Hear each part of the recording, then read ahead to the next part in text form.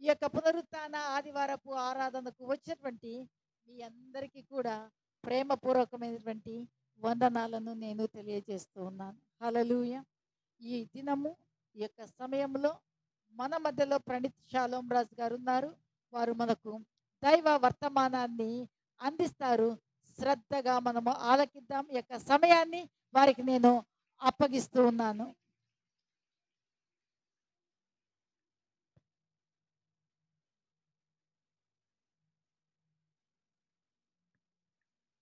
Praise the lord. Hallelujah, hallelujah. సంతోషంగా ఉన్నారు అందరు బిగ్గరగా వస్తారు. హల్లెలూయా చెప్తారా? హల్లెలూయా. మన దేవుడు నమ్మదగిన వాడు, ఆయన మంచివాడు. మన జీవితంలో ఎల్లప్పుడూ కూడా ఆయన మంచినే చేసే దేవుడు. హల్లెలూయా. మనము పోయిన కొన్ని వారాల నుంచి నేను ప్రతి ఆదివారం కూడా ఒక సిరీస్ స్టార్ట్ చేశా. ఏ సిరీస్ అది? 7 సంఘాలు. ప్రకటన గ్రంథంలో ఉన్న 7 సంఘాలు. ఈరోజు ఎన్నో సంఘం అంట? చివరి సంఘం, 7వ సంఘం. 7వ సంఘం పేరు ఎవరికైనా తెలుసా అండి? లవొదికీయ సంఘం. హల్లెలూయా. దేవుడు ప్రతి ఒక్క సంఘంతో కూడా దేవుడు ఏం చేస్తున్నాడంట? ఆ సంఘంలో ఉంటున్న మంచి కార్యాలను గురించి దేవుడు ప్రశంసిస్తున్నాడు. అదేవిధంగా సరి చేసుకోవాల్సిన వాటిని గురించి దేవుడు ఏం చేస్తున్నాడంట? చెప్తున్నాడు. సరి చేసుకోమని చెప్తున్నాడు. దేవుడు సంఘాన్ని సరి చేస్తున్నాడు. హల్లెలూయా, హల్లెలూయా. దేవుడు మనల్ని సరి చేసినా, మనల్ని గద్దించినా, మనల్ని దిద్దినా సరే ఆయన ఏం చేస్తాడంట? ఆయనకు మన మీద ఉంటున్న ప్రేమను బట్టి ఆయన మన కొరకు అదంతా కూడా చేసేవాడుగా ఉన్నాడు. హల్లెలూయా. ఎందుకంటే మనం కొన్ని వారాల ముందు ధ్యానించుకున్నాం కదా, ఏంటంటే మనము సంపూర్ణులుగా చేయబడినాం. సంపూర్ణులుగా చేయబడిన మనకు మరీ ఇది అవసరం అంటారా? మన మన ఆత్మ ఏమైందంట? సంపూర్ణముగా ఉంది. ఎందుకంటే మన ఆత్మ కాదు, కానీ దేవుని యొక్క ఆత్మ మనలో ఉంది కనుక మన యొక్క అంతరంగ పురుషుడు ఏమైనాడంట? సంపూర్ణముగా ఉన్నాడు. కానీ మనము లోకంలో ఉన్నాము కనుక మన యొక్క బాహ్య పురుషుడు అంటే మన యొక్క శరీరము, మన యొక్క ఆలోచన విధానము ఏమవుతుందంట? అప్పుడప్పుడు లోకము వైపుకు, లోకస్తులాగా మన ఆలోచన విధానము మారేదిగా ఉంటుంది. కాబట్టి మనం ఏం చేయాలంటే దేవుని వాక్యానుసారంగా మనము నడుచుకుంటూ దేవుడు మనకు ఏమి ఆజ్ఞాపిస్తున్నాడో వాటి ప్రకారంగా మన యొక్క అంతరంగ పురుషుని మాత్రమే కాదు, కానీ బాహ్య పురుషుని కూడా ఆ విధంగా మనం మలుచుకునే వారికి మనము ఉండాలి. మనం ఏ విధంగా మలుచుకుంటాము? మనం ఎప్పుడైతే దేవునికి మనము సమర్పించుకుంటామో అప్పుడు మనం ఏం చేస్తామంట? దేవుని పోలికలలో మనము మన అంతరంగ పురుషుడే కాదు, కానీ మన బాహ్య పురుషుడు కూడా దేవుని పోలికలో ఉంటాడు. హల్లెలూయా. మనల్ని ఏ విధంగా సృజించినాడంటే దేవుడు తన యొక్క రూపంలో, తన యొక్క పోలికలో మనల్ని ఆయన సృజించిన వాడుగా ఉన్నాడు. హల్లెలూయా. మనము ఒక విషయంలో మాత్రం ఎప్పుడు కూడా సంతృప్తి కలిగి మనము ఉండకూడదు. హల్లెలూయా. మనం చాలాసార్లు అనుకుంటాం కదా, మనం ఉన్న స్థితిలోనే మనం ఏముండాలంట?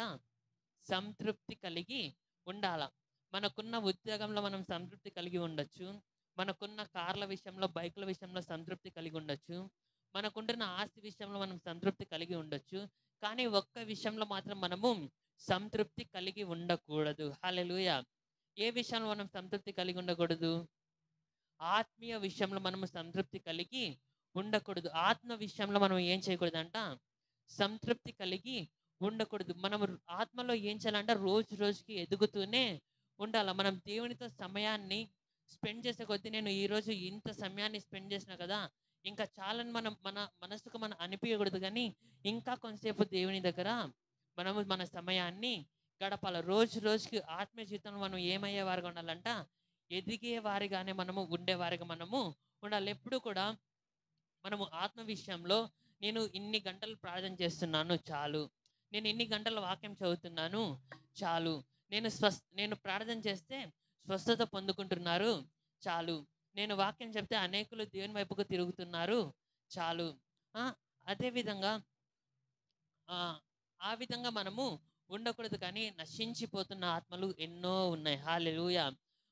మనం దేవుని కొరకు ఎంత చేసినా, మనం ఆత్మ విషయంలో మనం ఎంత అభివృద్ధి చెందినా సరే అది మనకు ఏం అవ్వకూడదంట? చాలు అని మనం ఎప్పుడు కూడా సంతృప్తి పొందేవారిగా మనము ఉండకూడదు. హల్లెలూయా. బిగినింగ్లో ఏం చేసేవారిగా ఉండాలంట? దేవుని నమ్ముకున్న స్టార్టింగ్లో మనం ఎట్లుంటాం? బైబిల్ చదువుకుంటాం, ప్రార్థన చేసుకుంటాం. కొంతమంది ఏమవుతారంట, ఫస్ట్లో బైబిల్ చదువుకొని ప్రార్థన చేసుకొని తర్వాత ఏమవుతారంట, బైబిల్ చదువుకునే దాని మీద ఇంట్రెస్ట్ తగ్గిపోతుంది, ప్రార్థన చేసుకునే దాని మీద ఇంట్రెస్ట్ తగ్గిపోతుంది. కానీ ఇంకొంతమంది ఏ విధంగా ఉంటారంటే, బైబిల్ చదువుతారు, ప్రార్థన చేస్తారు, వాక్యముల ద్వారా దేవుడు మనతో మాట్లాడిన విధానాన్ని బట్టి వాక్యంలో ఏముందంట, శక్తి ఉంది. ఆ శక్తి, దేవునిలో ఉండే శక్తి ఎవరిలో ఉందంట, మనలో ఉంది. దేవుని వాక్యం సెలవిస్తుంది కదా, నా యందు విశ్వాసం ఉంచువాడు నేను చేసిన కార్యములు చేస్తాడు, నాకంటే గొప్ప కార్యములు చేస్తాడు. హల్లెలూయా. తర్వాత ఇంకో చోటు ఉంది, మీరు రోగులను స్వస్థపరచండి అని దేవుని వాక్యము సెలవిస్తుంది. హల్లెలూయా. ఆయన మనలో ఉన్నాడు గనక ఆయన ఎటువంటి కార్యాలు చేస్తారో మనం కూడా ఏం చేస్తామంట, అటువంటి కార్యాలు చేస్తాం. యేసయ్య శక్తి మనలో ఉంది. ఆయన ఎవరిలో ఉన్నాడంట, మనలో ఉన్నాడు. హల్లెలూయా. నేను కుందుర్పికి వెళ్ళిన ఒక 3 వారాల క్రితము. 3 వారాల క్రితం వెళ్ళి ప్రకటించిన. ఏమని చెప్పిన అంటే, నీలో ఉంటున్నవాడు లోకంలో ఉన్నవాని కంటే గొప్పవాడు. నీవు ఆశీర్వదించబడేవాడిగా ఉండడం కాదు, కానీ నీవు ఇతరులకు ఆశీర్వాదకరంగా ఉండాలా. నాకు స్వస్థత కలుగు చేయని మనం ప్రార్థన చేయడం మాత్రమే కాదు, కానీ దేవుని ఆశ ఏంటంటే, దేవుడు చేసిన కార్యముల కంటే గొప్ప కార్యాలు చేయడం దేవుని యొక్క ఆశ. కాబట్టి మనం వేరే వాళ్ళకి ప్రార్థన చేసి స్వస్థపరచడం దేవుని యొక్క ఆశని చెప్పేసి వచ్చిన తర్వాత నెక్స్ట్ వారం నేను ఏం చేసిన అంటే, కుందుర్పికి పోయినప్పుడు వాళ్ళు ఏమన్నారంటే, సాక్ష్యాలు చెప్తామన్నారు. సరే సాక్ష్యాలు చెప్తారులే, వాళ్ళ జీవితంలో దేవుడు ఏమన్నా చేసింటే చెప్తారేమో అని నేను అనుకున్నా. కానీ వాళ్ళు ఏం చెప్తున్నారంటే, నేను ఒకరికి ప్రార్థన చేసింటే ఒక 2-3 రోజుల నుంచి జ్వరం చేత బాధపడుతున్నాడు, నేను ప్రార్థన చేసిన వెంటనే వారికి స్వస్థత కలిగింది. కొంతమంది విపరీతమైన కడుపు నొప్పి చేత బాధపడతా ఉంది, ఏడుస్తా ఉంది. నేను ప్రార్థన చేద్దానని అడిగి నేను ప్రార్థన చేసింటే కడుపు నొప్పి వెళ్ళిపోయింది. తర్వాత ఇంకొకరు భయంకరమైన కాళ్ళ నొప్పుల చేత బాధపడుతున్నారు, నేను ప్రార్థన చేసింటే వాళ్ళు బాగైనారని ఎవరు చెప్తున్నారంట, విశ్వాసులు చెప్తున్నారు. హల్లెలూయా. వారి కోసం ఒకసారి గట్టిగా చప్పట్లు కొడదామా? హల్లెలూయా. దేవుడు ఏం చెప్తున్నాడు తెలుసా అండి, నా యందు విశ్వాసం ఉంచేవాడు నాకంటే గొప్ప కార్యాలు చేస్తాడని చెప్తున్నారు, కానీ నా యందు విశ్వాసం ఉంచే పాస్టర్ గొప్ప కార్యాలు చేస్తారు అని దేవుని వాక్యము చెప్పట్లేదు. హల్లెలూయా. తర్వాత ఇంకోటి ఏంటంటే, ఆ విధంగా ప్రార్థన చేసినారు, వారికి స్వస్థత కలిగింది. వారు ఏం చేస్తున్నారంట, వారిని మందిరంలోనికి తీసుకొని వస్తున్నారు. హల్లెలూయా. నా జీవితంలో నా ద్వారా కూడా దేవుడు ఇటువంటి గొప్ప కార్యాలు చేయగలడు అని వారి బిగ్గర హల్లెలూయా చెప్తారా? సౌండ్ సరిపడం లేదు, సైతాన్ గాడు మధ్యలో చెవిలో ఊతున్నట్లున్నాడు. నీకు అంత సీన్ ఎక్కడ ఉంది? నువ్వు ఆ రోజు ఆ తప్పు చేసినావు కదా, నువ్వు ఈరోజు ఈ తప్పు చేసినావు కదా, నువ్వేమన్నా పాస్ట్ అనుకుంటున్నావా, అది ఇది అని సాతాన్ ఏం చేశాడంట, ఇలాంటి అధికారం గురించిన మాటలు చెప్తున్నప్పుడు, ఇలాంటి అధికారాన్ని వాడమని దేవుడు చెప్తున్నప్పుడు సాతాన్ ఏం చేశాడంట, మనల్ని నిరుత్సాహపరిచేవాడుగా ఉంటాడు. కానీ దేవుడు మాట్లాడినాడంటే ఆయన ఏం చేస్తాడంట, ఆయన జరిగించి తీరుతాడు. హల్లెలూయా. హల్లెలూయా. మన ద్వారా దేవుడు స్వస్థతలు జరిగించును గాక. అపోస్తుల కాలంలో జరిగిన అద్భుతాలు మన ద్వారా దేవుడు జరిగించును గాక. ఆమెన్. హల్లెలూయా. హల్లెలూయా. సంఘం నిండబడాలంటే ఏంటి? విశ్వాసులు ఎప్పుడు కూడా విశ్వాసుల స్థితిలోనే ఉంటే సంఘము నింపబడదు. హల్లెలూయా. ఎప్పుడైతే విశ్వాసులు దేవుడు చేసిన కార్యాలను ఎప్పుడైతే చేస్తారో అప్పుడు ఏమవుతుందంట, సంఘము నింపబడుతుంది. హల్లెలూయా. అక్టోబర్ 2వ తారీఖు కూడా చెప్పిన, అనేకులు దేవుని దగ్గరికి ఏ విధంగా వస్తున్నారంట,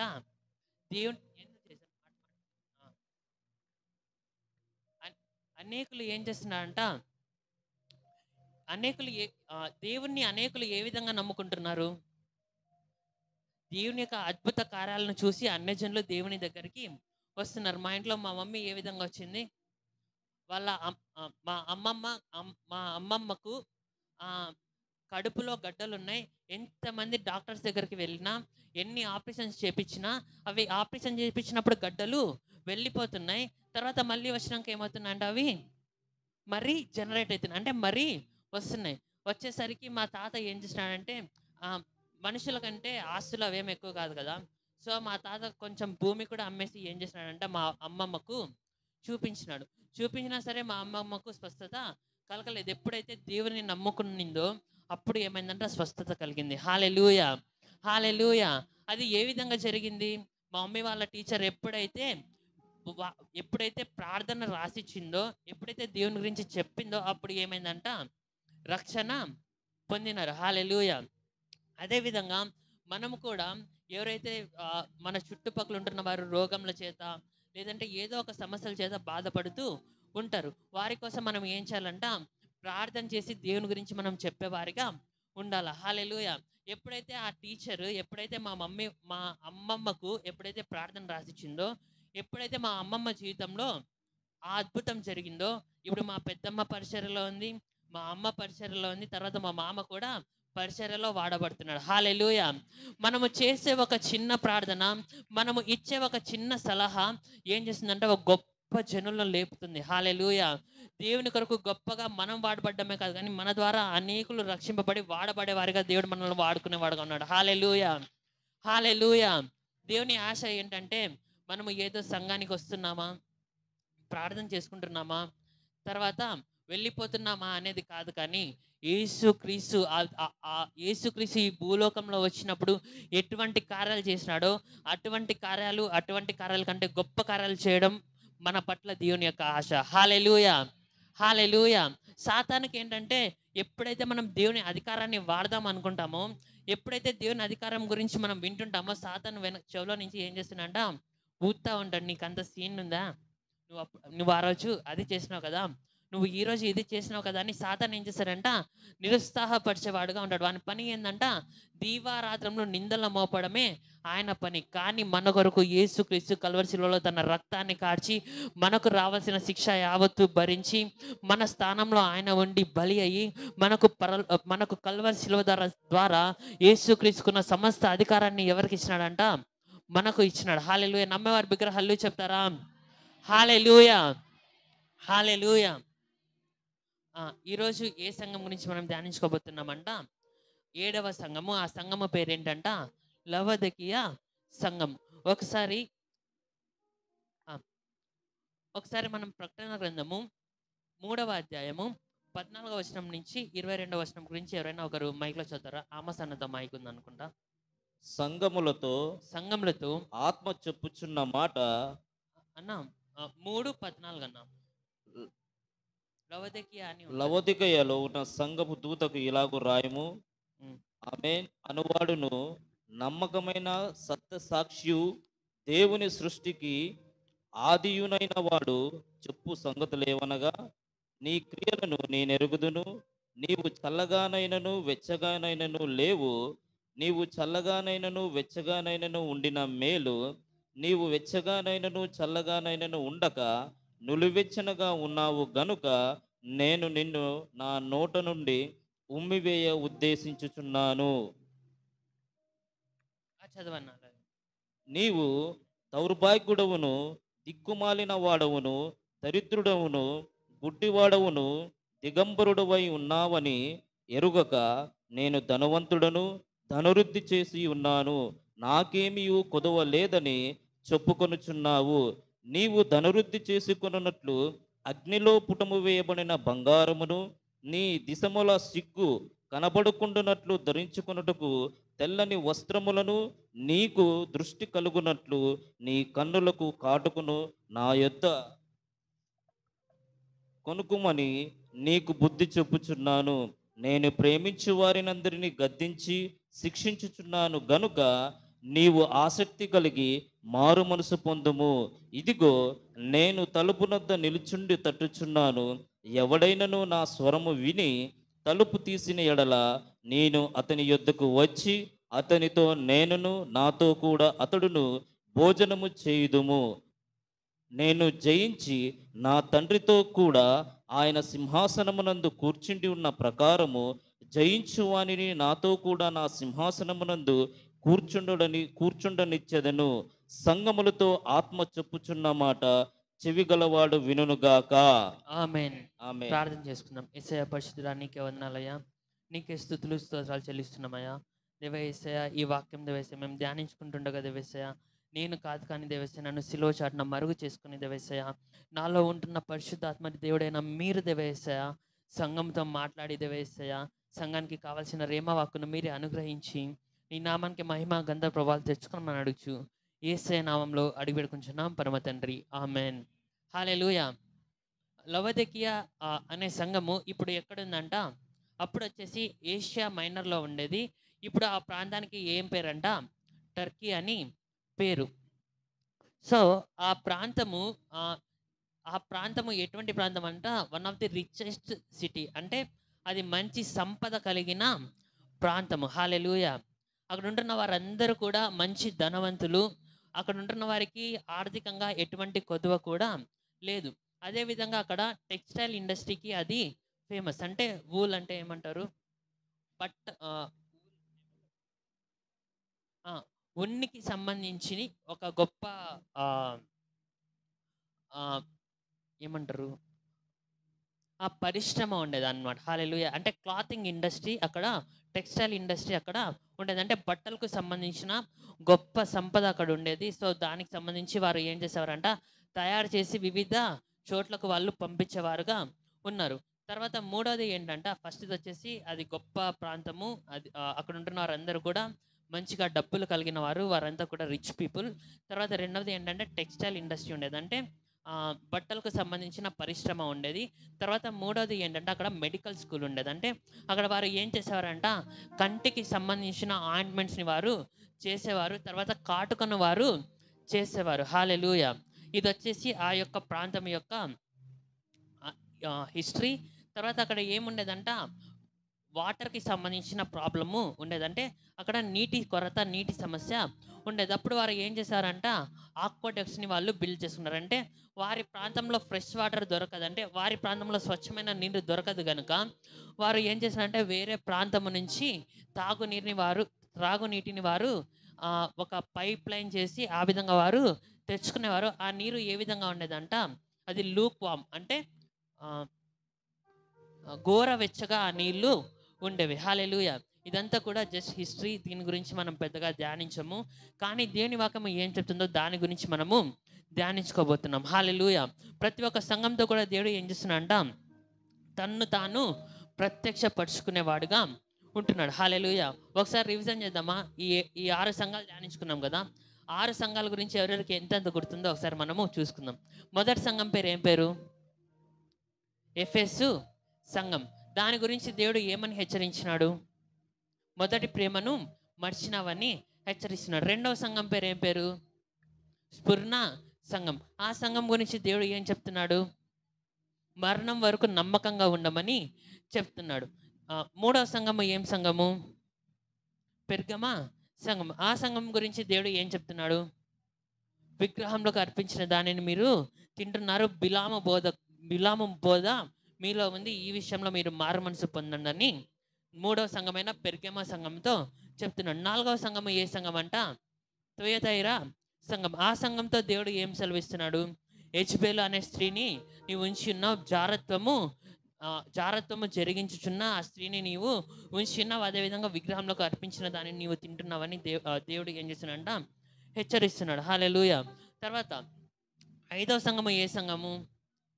సార్దీసు సంఘం. సార్దీసు సంఘం గురించి దేవుడు ఏం చెప్తున్నాడు?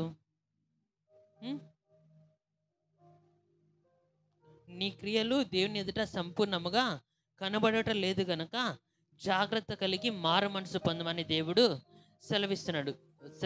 అదేవిధంగా 6వ సంఘమైన ఫిలదెల్ఫియా సంఘంతో దేవుడు ఏం చెప్తున్నాడు? నీ క్రియలను, ఈ యొక్క సంఘము, ఇది 6వ సంఘము. తర్వాత 2వ సంఘము ఎటువంటి సంఘం అంట? ఎటువంటి మచ్చ కానీ ముడత కానీ లేని సంఘం, అంటే నిర్దోషమైన సంఘం. హల్లెలూయా. అటువంటి సంఘంగా మన సంఘం ఉండాలని దేవుడు ఆశపడుతున్నాడు. ఫిలదెల్ఫియా సంఘం గురించి ఏం చెప్తున్నాడంట? ఎటువంటి నేరాలు మోపడం లేదు, కానీ ఇదిగో తలుపు నీ ఎదుట తీసి ఉంచున్నాను, ఎవ్వరు కూడా ముయ్యలేరు అని దేవుడు సెలవిస్తున్నాడు. తర్వాత ఈ 2వ సంఘంకి, తర్వాత 6వ సంఘానికి ఇంకొక పోలిక ఏంటంటే, ఈ 2 సంఘాలు కూడా ఏమంట? శ్రమల ద్వారా వెళ్ళిన సంఘాలు. శ్రమల ద్వారా వెళ్ళినప్పుడు శ్రమలు ఏం చేస్తాయంట? మనల్ని ఒక పరిపూర్ణతలోనికి నడిపిస్తాయి. హల్లెలూయా. తర్వాత ఈరోజు 7వ సంఘమైన లవోదికీయ సంఘం గురించి మనము ధ్యానించుకుంటున్నాం. దీని గురించి దేవుడు తను తాను ఏ విధంగా ప్రత్యక్షపరుచుకుంటున్నాడంట? ఆమెన్ అనువాడు నమ్మకమైన సత్యసాక్షియు, దేవుని సృష్టికర్త, ఆదియునై ఉన్నవాడు చెప్పు సంగతి లేవనగా అని దేవుడు సెలవిస్తున్నాడు. హల్లెలూయా. ఏమని ప్రత్యక్షపరుచుకుంటున్నాడు చెప్తారా? ఆమెన్ అనువాడు సత్యసాక్షి, తర్వాత దేవుని సృష్టిని ఆది యందు సత్యసాక్షి, దేవుని సృష్టికి ఆది యందు నైనవాడు చెప్పు సంగతులేమనగా. హల్లెలూయా. ఆమెన్ అనువాడు నమ్మకమైన సత్యసాక్షి, తర్వాత దేవుని సృష్టికి ఆది అయి ఉంటున్నవాడు చెప్పు సంగతులేవనగా. హల్లెలూయా. ఆమెన్ అనువాడు అంటే ఏంటంట? ఆమెన్ అంటే ఏంటి? అవును జరుగును గాక. హల్లెలూయా. ఆయన చెప్పిందంతా కూడా ఏమవుతుందంట? జరుగుతుంది. హల్లెలూయా. అందుకే దేవుని వాక్యం సెలవిస్తుంది కదా, వాగ్దానం చేసిన వాడు ఎవరంట? నమ్మదగిన వాడు. హల్లెలూయా. ఆయన ఆయన మాట చెప్పినాడంటే ఆయన మాటను తప్పే దేవుడు కాదు. ఆయన చెప్పిన మాటను ఆయన స్థిరపరిచే దేవుడు. ఆయన చెప్పిన మాటను ఆయన నెరవేర్చే దేవుడు. హల్లెలూయా. తర్వాత నమ్మకమైన సత్య సాక్షి అని దేవుని వాక్యము సెలవిస్తుంది. దేవుని వాక్యం సెలవిస్తుంది కదా, నేనే మార్గమును సత్యమును జీవమును, నా ద్వారా తప్ప ఎవ్వరు కూడా తండ్రి యొద్దకు రాలేరు. హల్లెలూయా. తర్వాత నమ్మకత్వానికి వచ్చేసరికి ఇంకొక చోట ఏమని ఉంటుందంటే, మీరు నమ్మకమైన వారు కాకపోయినప్పటికీ కూడా నేను నమ్మకమైన వాడని దేవుని వాక్యము సెలవిస్తుంది. ఒకసారి ఆ రెఫరెన్స్ పెడతారా? రెండవ తిమోతి గ్రంథము 2వ అధ్యాయము 13వ వచనం.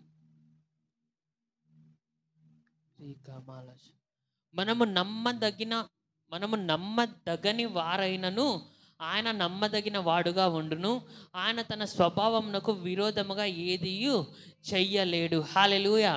మనము ఆయనకు నమ్మకంగా ఉండకపోయినా ఆయన ఏ విధంగా ఉంటాడంటే మనకు నమ్మకంగా ఉండే దేవుడుగా ఉంటున్నాడు. హల్లెలూయా. మనము ఎంత గొప్ప దేవుని మనం కలిగి ఉన్నాము కదా. హల్లెలూయా.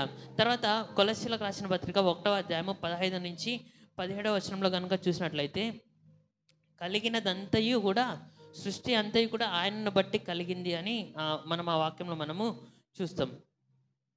కొలస్సీలకు రాసిన పత్రిక 1వ అధ్యాయము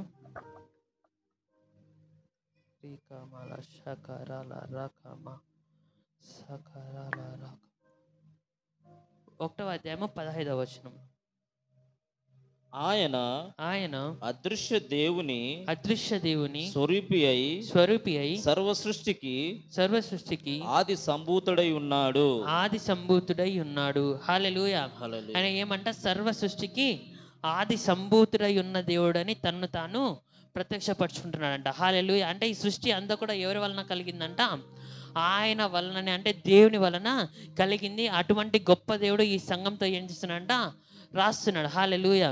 తర్వాత కింగ్ జేమ్స్ వర్షన్లో చూసుకున్నట్లయితే లవోదికీయలో ఉంటున్న సంఘానికి అని తెలుగులో ఉంది, కానీ కింగ్ జేమ్స్ వర్షన్లో ఏమని ఉంటుందంటే లవోదికీయులకు అని ఉంటుంది. హల్లెలూయా. లవోదికీయుల యొక్క సంఘానికి అని ఉంటుంది. హల్లెలూయా. సంఘము ఎవరిది?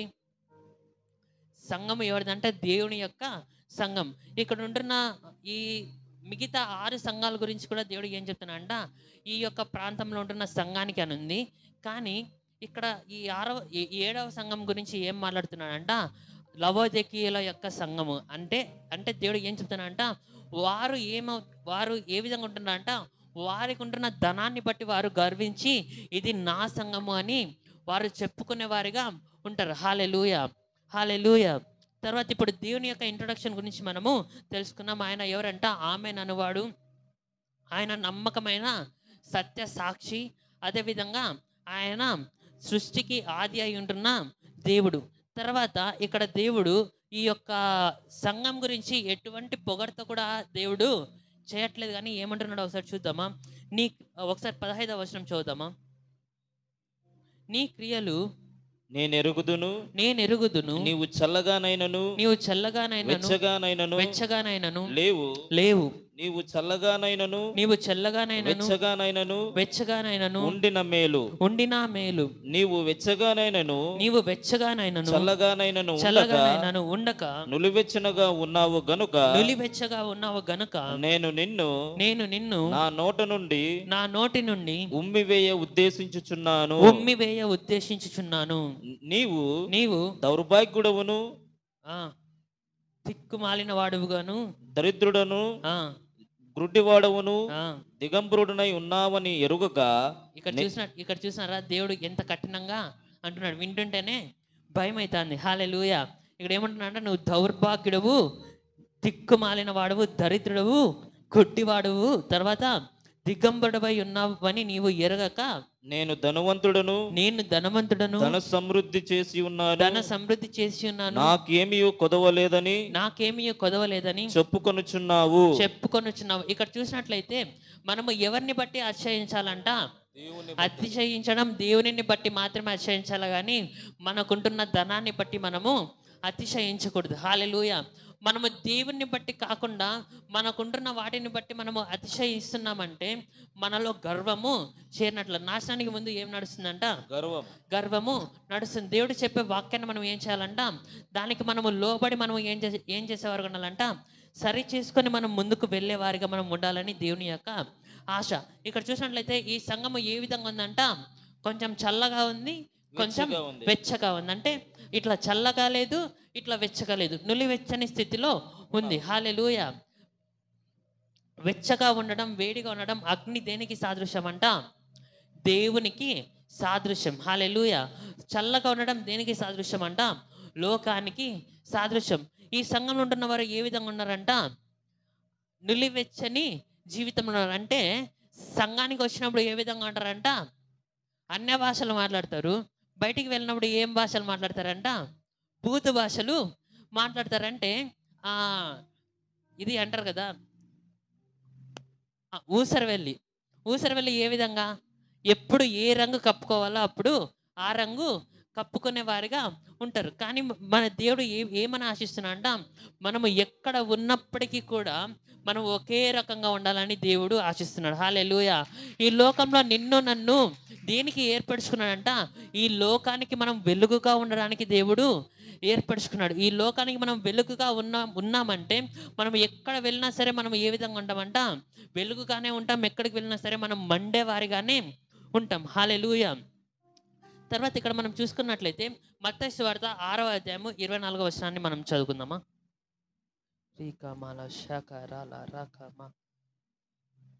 మత్తయి సువార్త 6వ అధ్యాయము 24వ వచనం.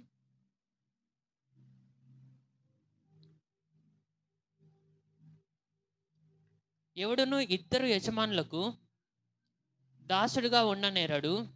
అతడు ఒకరిని ద్వేషించి ఒకరిని ప్రేమించును, లేదా ఒకరిని పక్షముగా నుండి ఒకరిని తృణీకరించును. మీరు దేవునికిని సిరికిని దాసులుగా ఉండనేరరు. హల్లెలూయా. ఇక్కడ చూసినట్లయితే దేనికో ఒక్కరికే మనం ఏమవుతామంట? దాసులుగా మనము ఉంటాము. తర్వాత మనము దేనికి ఏ రెండిటికి మనం దాసులుగా ఉండలేమంట? దేవునికి సిరికి రెండిటికి మనము దాసులుగా ఉండలేము. హల్లెలూయా. హల్లెలూయా. తర్వాత యాకోబు పత్రిక 1వ అధ్యాయము 8వ వచనం చదువుకుందామా?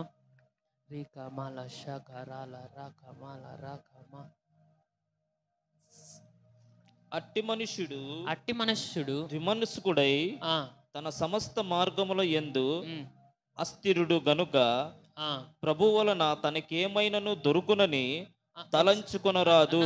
ఒక వచనం ముందు నుంచి చదువుతారా? ద్విమనస్కుడు అని ఏమన్నా ఉందా? 6వ వచనం నుంచి చదువుతావన్నా? అయితే అతడు ఏ మాత్రమును సందేహింపక విశ్వాసముతో అడుగవలెను. సందేహించువాడు గాలి చేత రేపబడి ఎగిరిపడు సముద్ర తరంగములు పోలి ఉండును. అట్టి మనుష్యుడు ద్విమనస్కుడై తన సమస్త మార్గముల యందు అస్థిరుడు గనుక ప్రభు వలన తనకు ఏమైనను దొరుకునని తలంచుకొనరాదు. హల్లెలూయా. అంటే ద్విమనస్సు ఎప్పుడైతే ఉంటుందో అప్పుడు ఏమవుతామంట? మనము అస్థిరంగా ఉంటామని దేవుని వాక్యము సెలవిస్తుంది. అంటే మనం డబ్బులు సంపాదించుకోకుండా అంతా కూడా అందరూ కూడా పరిచర్యకు రావాలని దేవుని ఆశన. దేవుడు ఏర్పరచుకున్నవాడు పరిచర్యకు వస్తారు. తర్వాత మనం అందరూ ఏం చేస్తున్నాం? నేనైనా సరే మనము ఏం చేస్తున్నాం అంటే డబ్బులు సంపాదించుకోవడానికి జాబు చేస్తున్నాం. కానీ మనము ఏమి చేసినా సరే దేవుని కంటే అది మనం దానిని ఏ విధంగా ఎంచుకోవాలంట? మనము తక్కువగానే ఎంచుకోవాలి. ఒకవేళ ఆ ఉద్యోగమే కనుక మనల్ని దేవుని నుంచి డైవర్ట్ చేసేటట్లుంటే మనం ఏం చేయాలంటే దానిని మనము వదిలిపెట్టేవారుగా ఉండాలని దేవుని వాక్యము సెలవుస్తుంది. ఇంకో చోట మనం చూస్తాం కదా, ఒకవేళ నీ కన్ను నిన్ను పాపానికి నీ కన్ను నిన్ను అభ్యంతరపరిచినడలా నీవు ఆ కంటిని తీసి పడేయని దేవుని వాక్యము సెలవుస్తుంది. అంటే ఆ కన్ను లేకుండా, ఆ కన్నుతో పాటు నువ్వు నరకంలో ఉండడం కంటే ఆ కన్ను లేకుండా పరలోకంలో ఉండడం మేలని దేవుని వాక్యము సెలవిస్తుంది. హల్లెలూయా. కాబట్టి మనము డబ్బుల వెనకాల మనం పరిగెత్తే వారిగా ఉండకూడదు. మనకున్న డబ్బుల్ని బట్టి మనము అతిశయించే వారిగా ఉండకూడదు. కానీ మనము దేవుని బట్టి మాత్రమే మనము అతిశయించే వారిగా మనము ఉండాలి. హల్లెలూయా. మనము దేవునికి ప్రాధాన్యత ఇవ్వకుండా మనం డబ్బుకు ఏం చేయకూడదంట, ప్రాధాన్యతను మనము ఇచ్చేవారిగా ఉండకూడదు. మనం లేచిన వెంటనే మనం ఏం చేయాలా, దేవునితో మనము మాట్లాడే వారిగా మనము ఉండాలనేది దేవుని యొక్క ఆశ. ఆదివారం అయితేనే ఎక్కడ ఉండాలని దేవుని యొక్క ఆశ, దేవుని యొక్క మందిరంలో ఉండాలన్నది దేవుని యొక్క ఆశ. హల్లెలూయా. ఇది నేను బెంగళూరులో జాబ్ చేస్తున్నప్పుడు అందరూ కూడా ఏం చేశారు, సాఫ్ట్వేర్స్ అంటే ఇంకో కంపెనీకి వెళ్ళాలా, ఇంకా మంచి హైక్ తెచ్చుకోవాలా, ఆ విధంగా చేయాలా, ఈ విధంగా చేయాలని అందరూ కూడా చెప్తా ఉండేసరికి నేనేమనుకున్నా అంటే, ఇక్కడ నాకేమవుతుందంటే ప్రతి వారం కూడా బెంగళూరుకి పోవడం, మళ్ళీ బెంగళూరు నుంచి రావడము, తర్వాత ఈ ట్రావెలింగ్లోనే నేను అలసిపోతాను. తర్వాత మాకు మండే నుంచి ఫ్రైడే వరకు వర్కింగ్ అవర్స్. మండే నుంచి ఫ్రైడే వరకు ఒక్కొక్కసారి రాత్రి 9 గంటలు అవుతుంది, 10 గంటలు అవుతుంది. సో అప్స్కిల్లింగ్ చేసుకునేకి స్కోప్ ఉండదు. అప్స్కిల్లింగ్ అంటే ఇంకొక దానిని నేర్చుకొని ఇంకో జాబ్ కొట్టేది, దాన్ని ఏమంటారంట అప్స్కిల్లింగ్ అంటారు. సో అప్స్కిల్లింగ్కి నాకు టైం దొరకట్లేదు కదా. మండే టు ఫ్రైడే వర్క్ చేస్తున్నా, ఫ్రైడే నైట్ బయలుదేరి ఇంటికి వచ్చేసరికి ఫ్రైడే నైట్ అలసిపోయేసరికి సాటర్డే నాకు అంత ఫోకస్ చేసి ఏమి కూడా నేను చదువుకోలేను. సాటర్డే ఈవినింగ్ నుంచి నాకేముంటుందంటే ఏదో ఒక సంఘంలో నేను వాక్యము చెప్పడానికి నేను వెళ్ళాలా. సో వాక్యం చెప్పడానికి వెళ్ళాలంటే నేను అప్పుడు చదువుకోలేను. నేను వాక్యం చెప్పేటప్పుడు ఏంటంటే, నేను ఎప్పుడు కూడా వాక్యం చెప్పేటప్పుడు దేవునితో ఏమంటానంటే, దేవా నీ బిడ్డలకు నేను ఏం చెప్పాలి నాయన, వారు ఏ సమస్యల ద్వారానో, వారు ఏ ఇబ్బందుల ద్వారానో నీ మందిరానికి వస్తారు. నేను ఏదో ప్రిపేర్ అయ్యి చెప్తే కాదు, కానీ నీవే నాకు వాక్యాన్ని ఇవ్వయా, అని దేవునితో నేను ప్రార్థన చేసుకొని సిద్ధపడి, మరి రాత్రి ఒక్కోసారి సాటర్డే నైట్ నేను నిద్ర కూడా పోను. ఎందుకంటే నాకు ఏదో ఒకటి ప్రిపేర్ అయ్యి ఏదో ఒకటి చెప్పడం నాకు ఇష్టం ఉండదు. దేవుడు నాకు సంఘానికి ఏం బోధించాలని దేవుడు క్లియర్ కట్గా నాకు బయలుపరిస్తే తప్ప నేను వాక్యాన్ని చెప్పలేను. ఒకవేళ ఆ విధంగా బయలుపరచకపోయినా వాక్యాన్ని చెప్పినామంటే ఆ వాక్యము ఫలభరితంగా ఉండదు. హల్లెలూయా. కాబట్టి నేను సాటర్డే వచ్చేసి ఈ విధంగా దేవుని పనిలో బిజీ అయిపోతాం. సండే వచ్చేసి సంఘము. ఇంతకుముందు అయితే పొద్దున్న ఒక సర్వీసు, తర్వాత సాయంత్రం ఒక సర్వీస్ ఉండేది. సో తర్వాత ఇంకా ఆదివారం అయిపోతేనే మళ్ళీ సోమవారం నుంచి శుక్రవారం వరకు వర్క్. సో నాకు అప్స్కిల్లింగ్ చేసుకోవడానికి టైము దొరకలేదు. కాబట్టి నేనేమనుకున్నా అంటే అందరూ కూడా అబ్బాయిలకు అందరూ కూడా ఏ విధంగా రెస్పెక్ట్ ఇస్తారంటే, నువ్వెంత సంపాదిస్తున్నావని అడుగుతారు. హల్లెలూయా. హల్లెలూయా. ఎందుకంటే మనము సంపాదించే సంపాదనను బట్టే ఏం చేస్తారంటే మనకు రెస్పెక్ట్ ఇచ్చేవారిగా ఉంటారు. సో నేనేమనుకున్నా అంటే, ఇంకా నేను అప్స్కిల్లింగ్ చేసుకొని మంచిగా డబ్బులు సంపాదించాలంటే నేను ప్రతి వారం కూడా ఇంటికి వచ్చిపోతే ఈ విధంగా కుదరదు అని చెప్పేసి నేనేమనుకున్నానంటే, ఇంకా అక్కడే బెంగళూరులోనే పీజీలో ఉందాము, బెంగళూరులో అయినా కానీ ఏదో ఒక చర్చికి వెళ్దాం కదా అని నేను అనుకున్నా. కానీ నాకు దేవుడు ఏమి ఇచ్చినాడంట, మన సంఘం గురించి దేవుడు ఏమి ఇచ్చినాడు, బాధ్యతను ఇచ్చినాడు. కాబట్టి నేను ఆ విధంగా పోదామని ప్రేయర్ చేసుకుంటుంటే నాకు నా మనసులో ఏమనిపిస్తుందంటే, నీవు సంపాదిస్తుంది చాలా తక్కువే, కానీ నీకు ఏ రోజైనా ఏదైనా కొదువ చేసినానా, నువ్వు ఏ రోజైనా దేంట్లోనైనా సరే నువ్వు తక్కువ వాడిగా ఉన్నావా, నువ్వు ఎప్పుడైనా డబ్బుల గురించి ఎప్పుడైనా కష్టపడినావా, డబ్బుల గురించి ఆర్థిక సంబంధమైన విషయాల గురించి నువ్వు ఎప్పుడైనా చింత చేసినావా? ఎటువంటి చింత లేకుండా నీకు కావాల్సిందంతా కూడా నేను అనుగ్రహిస్తున్నాను, నీకేమేమి కావాలో అవన్నీ కూడా నేను ఇస్తున్నాను. నీవు నన్ను వదిలిపెట్టి నా విషయమైన బాధ్యతను వదిలిపెట్టి నువ్వు బెంగళూరుకు పోయి సంపాదించి కూడా చేసేది ఏం లేదని నాకు అనిపించింది. అప్పుడే నేనేమనుకున్నా అంటే, అంతేని దేవా, నువ్వు నాకు ఇచ్చిన ఉద్యోగాన్ని నేను బాధ్యతగా చేస్తాను. తర్వాత నీవు నాకు అప్పగించిన పనిని ఆదివారం శనివారం కష్టమైనా ఏదైనా సరే అది నాకు కష్టంగా అనిపించదు, కానీ దేవేశయ్య నీ కొరకు పనిచేయడం నాకు ఇష్టమే దేవా అని చెప్పేసి నేనేం చేసినా అంటే, ఇంకా బెంగళూరులోనే ఉందామనే డిసిషన్ని నేను డ్రాప్ చేసుకొని బెంగళూరుకి ఎంతున్నా సోమవారం నుంచి శుక్రవారం లోపల బెంగళూరుకి వెళ్ళి వర్క్ చేసుకొని శుక్రవారం నైట్ కానీ శనివారం కంతా కానీ ఇక్కడ ఉంటా. శనివారం ఆదివారం నేను దేవుని సన్నిధిలో గడిపేవాడిగా నేను ఉంటాను. ఎందుకంటే దేవుడు మనకిచ్చిన బాధ్యతను వదిలిపెట్టి మనము డబ్బులు వెనకాల ఏం చేయకూడదంట, మనము పరిగెత్తే వారిగా ఉండకూడదు. మనం పరిగెత్తినప్పుడు దేవుడు ఏమంటున్నాడంటే, ఇక్కడ ఏమని తిడుతున్నాడు ఒకసారి చూస్తారా? దౌర్భాగ్యుడవు. అమ్మసన్న నువ్వు చదువన్నా, నువ్వు చదివితే ఆ డెప్త్ వేరు. 17వ వచనం. నీవు దౌర్భాగ్యుడవును. కొంచెం గట్టి చదవన్నా, తిట్టినట్లు చదువు. నీవు దౌర్భాగ్యుడవును, దిక్కుమాలిన వాడవును, దరిద్రుడవును, గుడ్డివాడవును, దిగంబరుడనై ఉన్నావని ఎరుగక నేను ధనవంతుడను, ధనువృద్ధి చేసి ఉన్నాను, నాకేమీ కొదవలేదని చెప్పుకొనుచున్నావు. హల్లెలూయా. ఇక్కడ చూసినట్లయితే ఈ సంఘంలో ఏముందంట, దేవుని పైన ఫోకస్ ఎక్కువ లేదు, కానీ ఏ విధంగా డబ్బులు సంపాదించాలా, ఏం చేసి డబ్బులు సంపాదించాలా అనేది వీరికి ఏముందంట, ఫోకస్ ఉంది. హల్లెలూయా.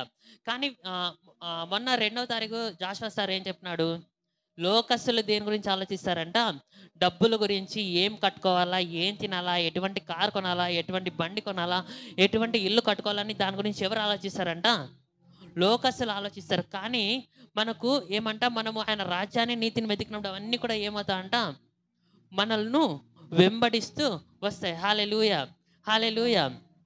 కాబట్టి మనం ఏం చేసేవారుగా ఉండకూడదంట, మనము డబ్బులకు దేవునికి దాసులుగా మనం ఉండకూడదు. మన ఫోకస్ డబ్బుల పైన ఉండకూడదు, కానీ మన ఫోకస్ దేవుని పైన ఉండాలా. దేవుడు మనకి ఇచ్చిన పనిని, అంటే దేవునికి సంబంధించిన బాధ్యతను మనము నిర్వర్తించాలా. అదేవిధంగా దేవుడు మనకు లివ్లీహుడ్గా ఇచ్చిన జాబ్ని, అంటే ఉద్యోగాన్ని కూడా మనం ఏం చేయాలంట, మనము బాధ్యతగా మనము నిర్వర్తించే వారిగా మనము ఉండాలా. కానీ దేవుని కంటే ఉద్యోగాన్ని మనం ఏం చేయకూడదంట, ఎక్కువగా మనము ప్రేమించే వారిగా మనము ఉండకూడదు. హల్లెలూయా. 2వ తిమోతి రాసిన పత్రిక 3వ అధ్యాయం 5వ వచనం చదువుకుందాం ఒకసారి.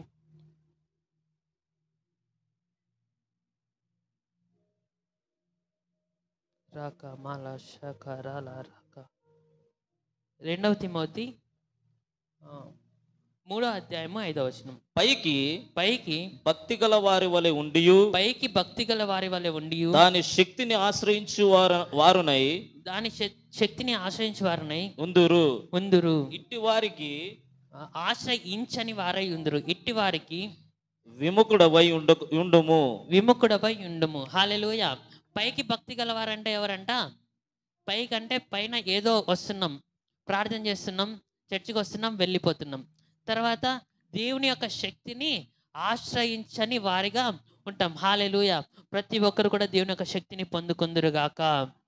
ఆమేన్. ఇంకొంచెం గట్టి శక్తి వద్దా అండి మీకు? కావాలన్నారు విగ్రహాల్లో చెప్తారా? హల్లెలూయా. ఈరోజు దేవుని యొక్క ఆశ ఏంటంట, మనము పైకి భక్తి కలిగిన వారిగా మాత్రమే కాదు, కానీ దేవుని యొక్క శక్తిని మనము ఆశ్రయించే వారిగా మనము ఉండాలా. దేవుని యొక్క శక్తి ఆశ్రయించాలంటే దేవుని యొక్క శక్తి మన పైకి రావాలా. ఆల్రెడీ దేవుని యొక్క శక్తి ఎవరిలో ఉందంట, మనలోనే ఉంది. హల్లెలూయా. దేవుని యొక్క శక్తి అంతా కూడా సమస్తము ఎవరిలో ఉందంట, మనలో ఉంది. కాబట్టి శక్తి కావాలని కోరుకోవట్లేదని అనట్లేదు, శక్తిని ఆశ్రయించాలని చెప్తున్నాడు. సో మనం ఏం చేయాలంట, దేవుని యొక్క శక్తిని ఆశ్రయించినప్పుడు మనం ఏం చేస్తామంటే, దేవుని యొక్క శక్తిని మనము వాడేవారిగా మనము ఉంటాం. మనం ఎప్పుడైతే దేవుని యొక్క శక్తిని మనం వాడతామో మన జీవితంలో అద్భుతాలు జరుగుతాయి. మన ద్వారా ఇతరులు కూడా ఏం చేస్తారంటే ఆశీర్వదించబడతారు. ఇతరుల జీవితాల్లో కూడా దేవుడు కార్యాన్ని చేసేవాడుగా ఉంటాడని దేవుని యొక్క ఆశ. హల్లెలూయా, హల్లెలూయా. మనము ఒక బిగినింగ్ స్టేజ్లో మాత్రమే మనం ఇంత బైబిల్ చదువుతున్నాం, ఇంత ప్రార్థన చేస్తున్నాం చాలని మనం అనుకునే వారిగా ఉంటామేమో. కానీ మనం ఆత్మీయ జీవితంలో ఎదిగే కొద్దీ మనం ఏ విధంగా ఉండాలంట, దేవుని శక్తిని మనము కనపరిచే వారిగా మనము ఉండాలా. మన ద్వారా దేవుని శక్తి అనేకుల జీవితాల్లో ప్రభావితం చేసేవారిగా ఉండాలన్నది దేవుని యొక్క ఆశ. హల్లెలూయా, హల్లెలూయా. ఇక్కడ చూసినట్లయితే ఫస్ట్ వచ్చి దేవుడు తను తాను ప్రత్యక్షపరుచుకుంటున్నాడు. రెండోది ఏంటంట, వారి యొక్క స్థితిని దేవుడు చెప్తున్నాడు. తర్వాత మూడోది ఏంటంట, వారి యొక్క సెల్ఫ్ డిసెప్షన్ ఆఫ్ రిచెస్. అంటే వారు ఏమంటున్నారంట, వారు తన యొక్క ధనమును బట్టి ఏం చేస్తున్నారంట, అతిశయించే వారిగా ఉన్నారు. హల్లెలూయా, హల్లెలూయా. నా అతిశయము నీవే, నా ఆనందము నీవే, నా ఆరాధన నీవే. చెప్దామా? నా అతిశయము నీవే, నా అతిశయము నీవే, నా ఆనందము నీవే, నా ఆధారము నీవే, నా అతిశయము నీవే, నా ఆనందము నీవే, నా ఆధారము నీవే. హల్లెలూయా. మనం ఎవరిని బట్టి ఆశ్రయించాలంట? దేవునిని బట్టి మనం ఆశ్రయించినప్పుడు ఆటోమేటిక్గా ఏమొస్తాయంట? మనకు కావలసినవన్నీ కూడా ఏమిస్తాడంటే దేవుడే ఇచ్చేవాడుగా ఉన్నాడు. హల్లెలూయా. మేము మా మమ్మీ డాడీ వాళ్ళు ఏ విధంగా వచ్చినారు? దేవుణ్ణి ఆశ్రయించి వచ్చినారు, దేవుని బట్టి ఆశ్రయించినారు, దేవుని మీద ఆధారపడే వచ్చినారు. మా మమ్మీ వాళ్ళు 2003లో ఉండేది, 3లో ఉన్న స్థితిలాగానే ఇప్పటికీ కూడా ఉందా? లేదంటే దేవుడు ఆశీర్వదించినాడా? కావాల్సినవన్నీ కూడా ఇచ్చినాడా లేదా? అడిగిన వాటికంటే అధికమైనవి ఇచ్చినాడా లేదా? ఇచ్చినాడు. హల్లెలూయా. మన ఫోకస్ మనం డబ్బుల పైన ఉండకూడదు, కానీ మన ఫోకస్ ఎప్పుడైతే దేవుని పైన ఉంటాయో ఆటోమేటిక్గా డబ్బులు ఏం చేస్తాయంటే మనల్ని వెంబడించేవిగా ఉంటాయి. హల్లెలూయా. మనం డబ్బులు వెంట పరిగెత్తినంత కాలము డబ్బులు మన ముందుకు పరిగెత్తిపోయేవిగా ఉంటాయి. హల్లెలూయా. మనం ఎప్పుడైతే దేవుణ్ణి ఆశ్రయించి దేవుని మీద ఆధారపడి దేవుడు మనకి ఇచ్చిన దాన్ని నమ్మకంగా ఎప్పుడైతే చేస్తామో అప్పుడు ఏమవుతుందంట? మనము దేవుని యొక్క పనిని మనము చేస్తాము, దేవునికి నమ్మకంగా ఉంటాం. అదేవిధంగా ఈ లోకంలో కూడా దేవుడు మనల్ని ఏం చేసేవాడు ఉన్నాడంట? హెచ్చించేవాడుగా ఉన్నాడు. హల్లెలూయా. హల్లెలూయా. ఇక్కడ చూసినట్లయితే సెల్ఫ్ డిసెప్షన్ ఆఫ్ రిచెస్ అంటే వారికి ఉంటున్న సంపదను బట్టి వారు అతిశయిస్తున్నారు. హల్లెలూయా. తర్వాత 1 తిమోతి పత్రిక 6వ అధ్యాయం 17వ వచనం ఏం చెప్తుందో ఒకసారి మనం చూసుకుందాం. 1 తిమోతి. ఇహమందు ఆ, ధనవంతులైన వారు గర్విష్ఠులు కాక, ఆ, అస్థిరమైన ధనమునందు నమ్మిక ఉంచక, ఆ. సుఖముగా అనుభవించుటకు సమస్తమును మనకు 6:17 చేశాను. నువ్వు చెప్పు. ధారాళముగా ఆ, దయచేయు దేవుని యందే ఆ, నమ్మిక ఉంచుడని ఉమ్, ఆజ్ఞాపించుము. ఆ, నెక్స్ట్.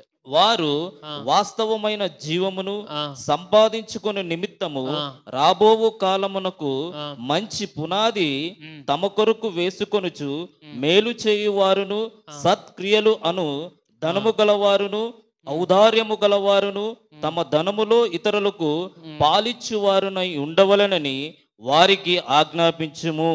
దేవుడు మన విషయంలో ఏం చెప్తున్నాడంట? అంటే ఈ లోకంలో ఉంటున్న ధనాన్ని బట్టి మనము గర్విష్ఠులు కాక, అస్థిరమైన ధనం పైన అంటే ఈ లోకంలో మనకున్న ఉద్యోగం పైన, జాబ్ పైన మనం నమ్మకం ఉంచకుండా ఎవరి మీద నమ్మకం ఉంచాలంట? దేవుని మీదనే మనము నమ్మకం ఉంచాలా. తర్వాత ఏ ధనాన్ని మనం సంపాదించుకోవాలంట? సత్క్రియలు అనే ధనము. వాళ్ళు చెప్తారా? సత్క్రియలు. సత్క్రియలు. సత్క్రియలు అంటే ఏం క్రియలు? మంచి క్రియలు. మంచి ఎవరి నుంచి వస్తుంది? దేవుడి నుంచి వస్తుంది. కనుక దేవుని యొక్క క్రియలు మనలో ఎప్పుడైతే ఉంటాయో మనము ఏ విధంగా ఉంటామంట? ఇతరులకు కూడా, మన ధనములో ఇతరులకు కూడా పాలిచ్చు వారిగా ఉంటాం. హల్లెలూయా. దేవుని ఆశ ఎప్పుడు కూడా మనము ఆశీర్వదించబడడం, మనం పోషించబడడం దేవుని యొక్క ఆశ కాదు, కానీ మనము ఇతరులకు ఆశీర్వాదంగా ఉండడం దేవుని యొక్క ఆశ. నమ్మేవారు బిగ్గరగా హల్లెలూయా చెప్తారా? హల్లెలూయా. హల్లెలూయా. నాకు మాత్రమే ఆశీర్వాదంగా ఉండను. క్రీస్తు ద్వారా నేను అనేకులకు ఆశీర్వాదంగా ఉంటాను. హల్లెలూయా.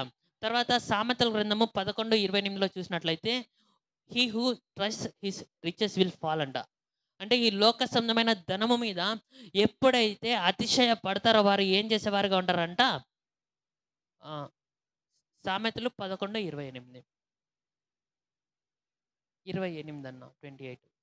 ధనమును నమ్ముకునివాడు పాడైపోవును, ధనమును నమ్ముకున్నవాడు పాడైపోవును, నీతిమంతుడు చిగురాకు వలె వలె వృద్ధి నొందుదురు. హల్లెలూయా. అంటే మనం ఎప్పుడైతే మన ఫోకస్ అంతా డబ్బు పైన ఉంటే ఏమవుతారంట, పాడైపోతారని దేవుని వాక్యము సెలవిస్తుంది. కానీ ఎప్పుడైతే మన ఫోకస్ దేవుని పైన ఉంటుందో మనం ఏమవుతామంట, చిగురాకు వలె వృద్ధి నొందుతాం. హల్లెలూయా. మనకుంటున్న డబ్బులు ఎప్పుడు ఎట్లా అయిపోతుందో మనకు అర్థం కాదు. ఎప్పుడు ఎట్లా వెళ్ళిపోతుందో కూడా తెలీదు. చాలా మంది మిడిల్ క్లాస్ పీపుల్ ఉంటారు. ఒక పెద్ద రోగం వచ్చిందంటే ఏం చేస్తారంట, వాళ్ళకుండే డబ్బులన్నీ కూడా ఖర్చు పెట్టేసి వాళ్ళు అప్పులు తీసుకొని ఆ అప్పులు కట్టలేక ఆస్తులు కూడా అమ్ముకునేవారు ఉన్నారు. కాబట్టి మనము ఈ లోక సంబంధమైన ధనం మీద మనము ఆశ పెట్టుకున్నామంటే ఏమవుతామంట, పాడైపోతాం. కానీ మనం ఎప్పుడైతే నిత్యత్వమైన యేసుక్రీస్తు పైన, దేవుని పైన ఎప్పుడైతే మనం ఆశ పెట్టుకుంటామో మనకు కావాల్సినవన్నీ కూడా ఆయన ఇస్తాడు. ఆయన మనకు ఆరోగ్యాన్ని ఇచ్చేవాడుగా ఉంటాడు. మనకు కావాల్సినంత కూడా ఎవరు ఇస్తారంట, ఆయన ఇస్తారు. మనము సంపాదించుకునేకి పోతే అది ఎప్పుడు హై అవుతుందో ఎప్పుడు లో అవుతుందో తెలీదు. కానీ మనం దేవుని మీద ఆధారపడినప్పుడు దేవుడు మనకు ఎప్పుడైతే ఇస్తాడో అది ఏ విధంగా ఉంటుందంట, శాశ్వతంగా ఉంటుందని దేవుని వాక్యము సెలవిస్తుంది. సామెతలు 23:4 చదువుకుందాం ఒకసారి. ఐశ్వర్యము పొంద ప్రయాస పడుకుము, ఐశ్వర్యము పొంద ప్రయాస పడుకుము, నీకు అట్టి అభిప్రాయము కలిగినను దానిని విడిచిపెట్టుము. విడిచిపెట్టుము. హల్లెలూయా. నీవు దాని మీద దృష్టి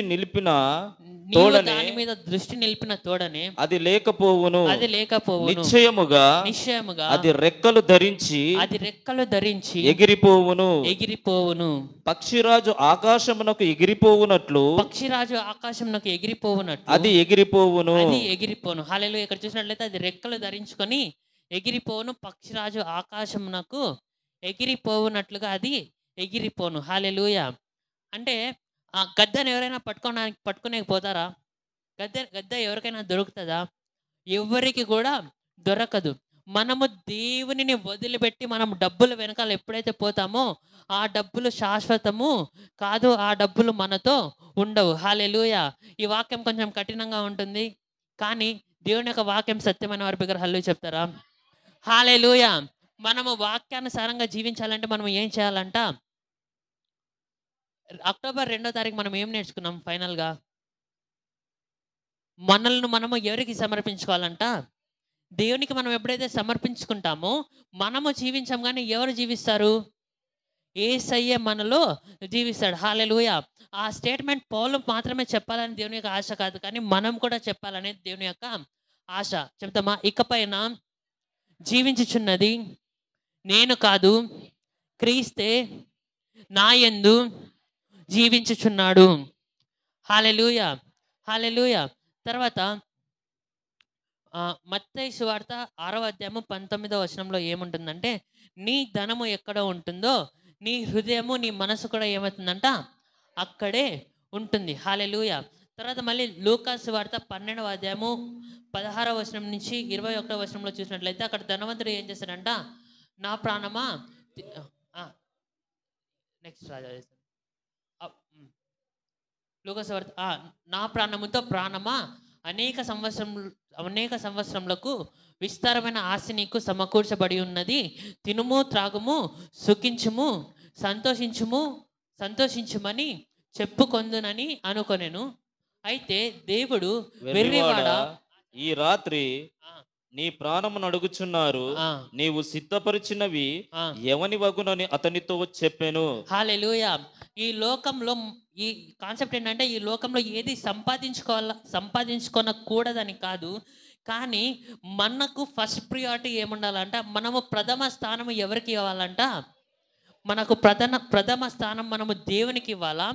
దేవునికి ఇస్తే ఏమవుతుందంట, మనము వృద్ధి నొందుతాం. దేవునికి మనం ఇచ్చినప్పుడు, దేవుడు మనల్ని ఆశీర్వదించినప్పుడు మనం ఏమవుతామంట, మన జీవితం బ్యాలెన్స్గా వెళ్తుంది. మనం దేవుని మీద ఆశ్రయించకుండా మనం డబ్బు మీదనే మన ఫోకస్ అంతా ఉండి ఏ విధంగా డబ్బును సంపాదించాలని మనం ఎప్పుడైతే ఆలోచిస్తూ ఉంటామో మనము ఏమైపోతామని ముందు చూసుకున్నాం, పాడైపోతామని దేవుని వాక్యము సెలవిస్తుంది. హల్లెలూయా. నేను ఉద్యోగం కోసం కూడా నేను ఎక్కువ కష్టపడలేదండి. నేను ఉద్యోగం వస్తుందని నాకు కూడా గ్యారంటీ లేదు. గ్యారంటీ లేకపోయేసరికి నాకు ఉద్యోగం చేయాలని ఆశ ఉంది, కానీ నేను ఎక్కువ ఏం చేసేవాడినంట, దేవుని సన్నిధిలోనే గడిపేవాడిని. బీటెక్ సెకండ్ ఇయర్లో నేను సంపూర్ణమైన రక్షణను, మారమనసును పొంది లోక సంబంధమైన విషయాలన్నింటినీ కూడా వదిలిపెట్టి దేవుని స్థిరంగా నేను పట్టుకున్నాను. పట్టుకున్న తర్వాత కరోనా వచ్చింది. కరోనా వచ్చినప్పుడు క్లాసెస్ ఏవి కూడా జరగలేదు. ఆన్లైన్లో తూతు మంత్రం క్లాసెస్ లాగా జరిగినాయి. నేను దాన్ని కూడా ఎక్కువ చదవలేదు.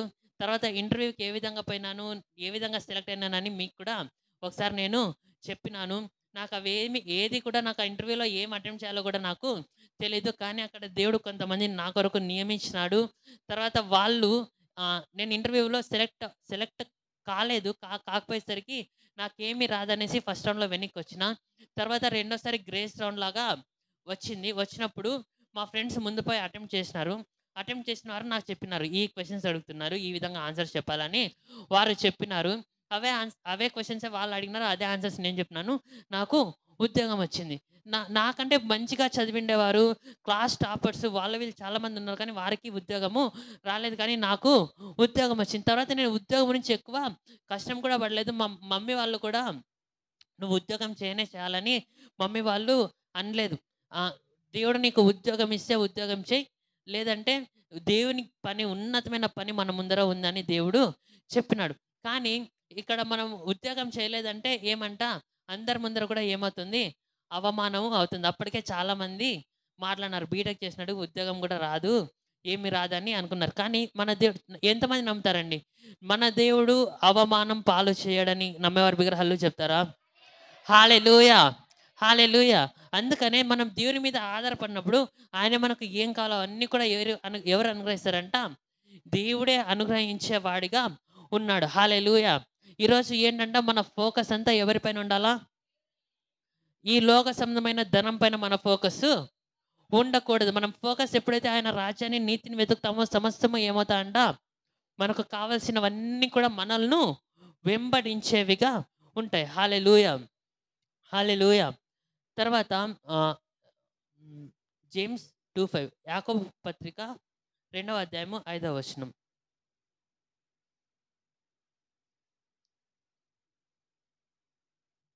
ఈ లోక విషయములో దరిద్రులైన వారిని విశ్వాసమందు భాగ్యవంతులుగాను తన్ను ప్రేమించు వారికి తాను వాగ్దానము చేసిన రాజ్యమునకు వారసులుగాను ఉండుటకు దేవుడు ఏర్పరచుకొనలేదా? హల్లెలూయా. అదే పెట్టి చేశాను. ఇక్కడ చూసినట్లయితే ఏమంట, తనను ప్రేమించేవారు దరిద్రులుగా ఉన్నా సరే వాగ్దానము చేసిన వారసునికి, రాజ్యమునకు వారసులుగా ఉండుటకు దేవుడు ఏం చేసినాడంట, ఏర్పరచుకున్నాడు. హల్లెలూయా.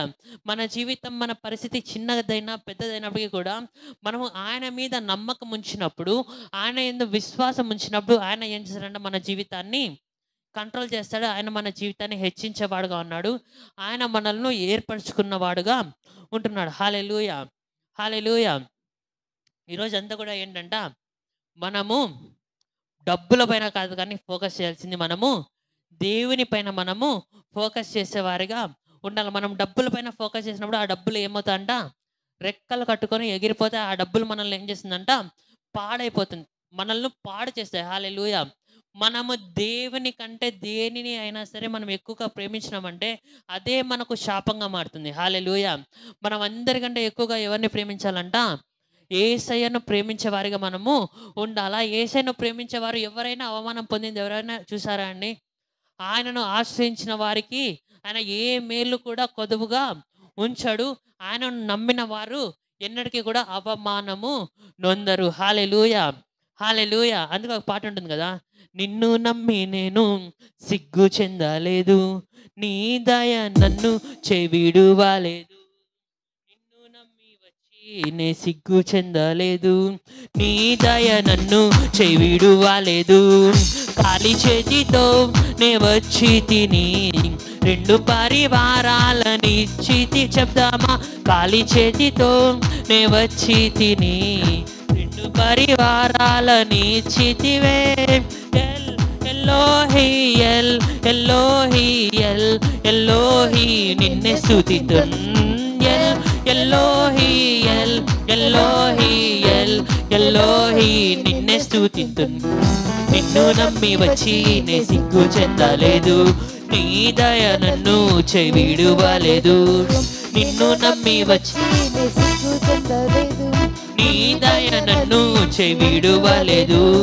గాయపడ్డాను, కన్నీరు కార్చాను, కృంగియున్న నాకై నీవు దిగి వచ్చావు. గాయపడ్డాను, కన్నీరు కార్చాను, కృంగియున్న నాకై నీవు దిగి వచ్చావు. పరదేశిగా నేనున్న చోటే స్వాస్థ్యముగా నీవు మార్చితివి. పరదేశిగా నేనున్న చోటే స్వాస్థ్యమును నాకు ఇచ్చితివి.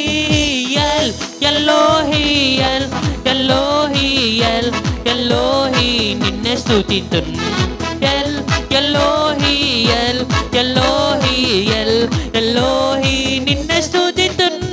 నిన్ను నమ్మి వచ్చి నే సిగ్గు చెందలేదు, నీ దయ నన్ను విడువలేదు.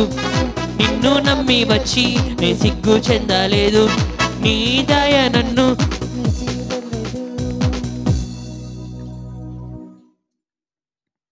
హల్లెలూయా. ఆయనను నమ్మి వచ్చిన వారు ఏం చేయరంట? ఆయనను నమ్మి వచ్చిన వారు ఎన్నటికీ కూడా ఏం చేయరంట? సిగ్గు నొందరు. హల్లెలూయా హల్లెలూయా. తర్వాత ఫస్ట్ పాయింట్ ఏం నేర్చుకున్నాం? ఆయన ఎటువంటి వాడు అనేది ఆయన తన్ను తాను ఏ విధంగా ప్రత్యక్షపరుచుకున్నాడో నేర్చుకున్నాం. ఆయన ఆమె నన్ను వాడు నమ్మకమైన సత్యసాక్షి, అదేవిధంగా సృష్టికి ప్రారంభం నుంచి ఉన్న దేవుడు. హల్లెలూయా. తర్వాత చల్లగానైనను వెచ్చగానైనను ఉండొద్దు అని దేవుడు సెలవిస్తున్నాడు. ఆ విధంగా నులివెచ్చుగా ఉంటే దేవుడు ఏం చేస్తాడంట? ఉమ్మి వేస్తాడంట. హల్లెలూయా. నోట్లో నుంచి మనం దేన్ని ఉముస్తాము? చేదుని ఉముస్తాం, లేదంటే అసహ్యమైంది మనము ఉముస్తాం కదా.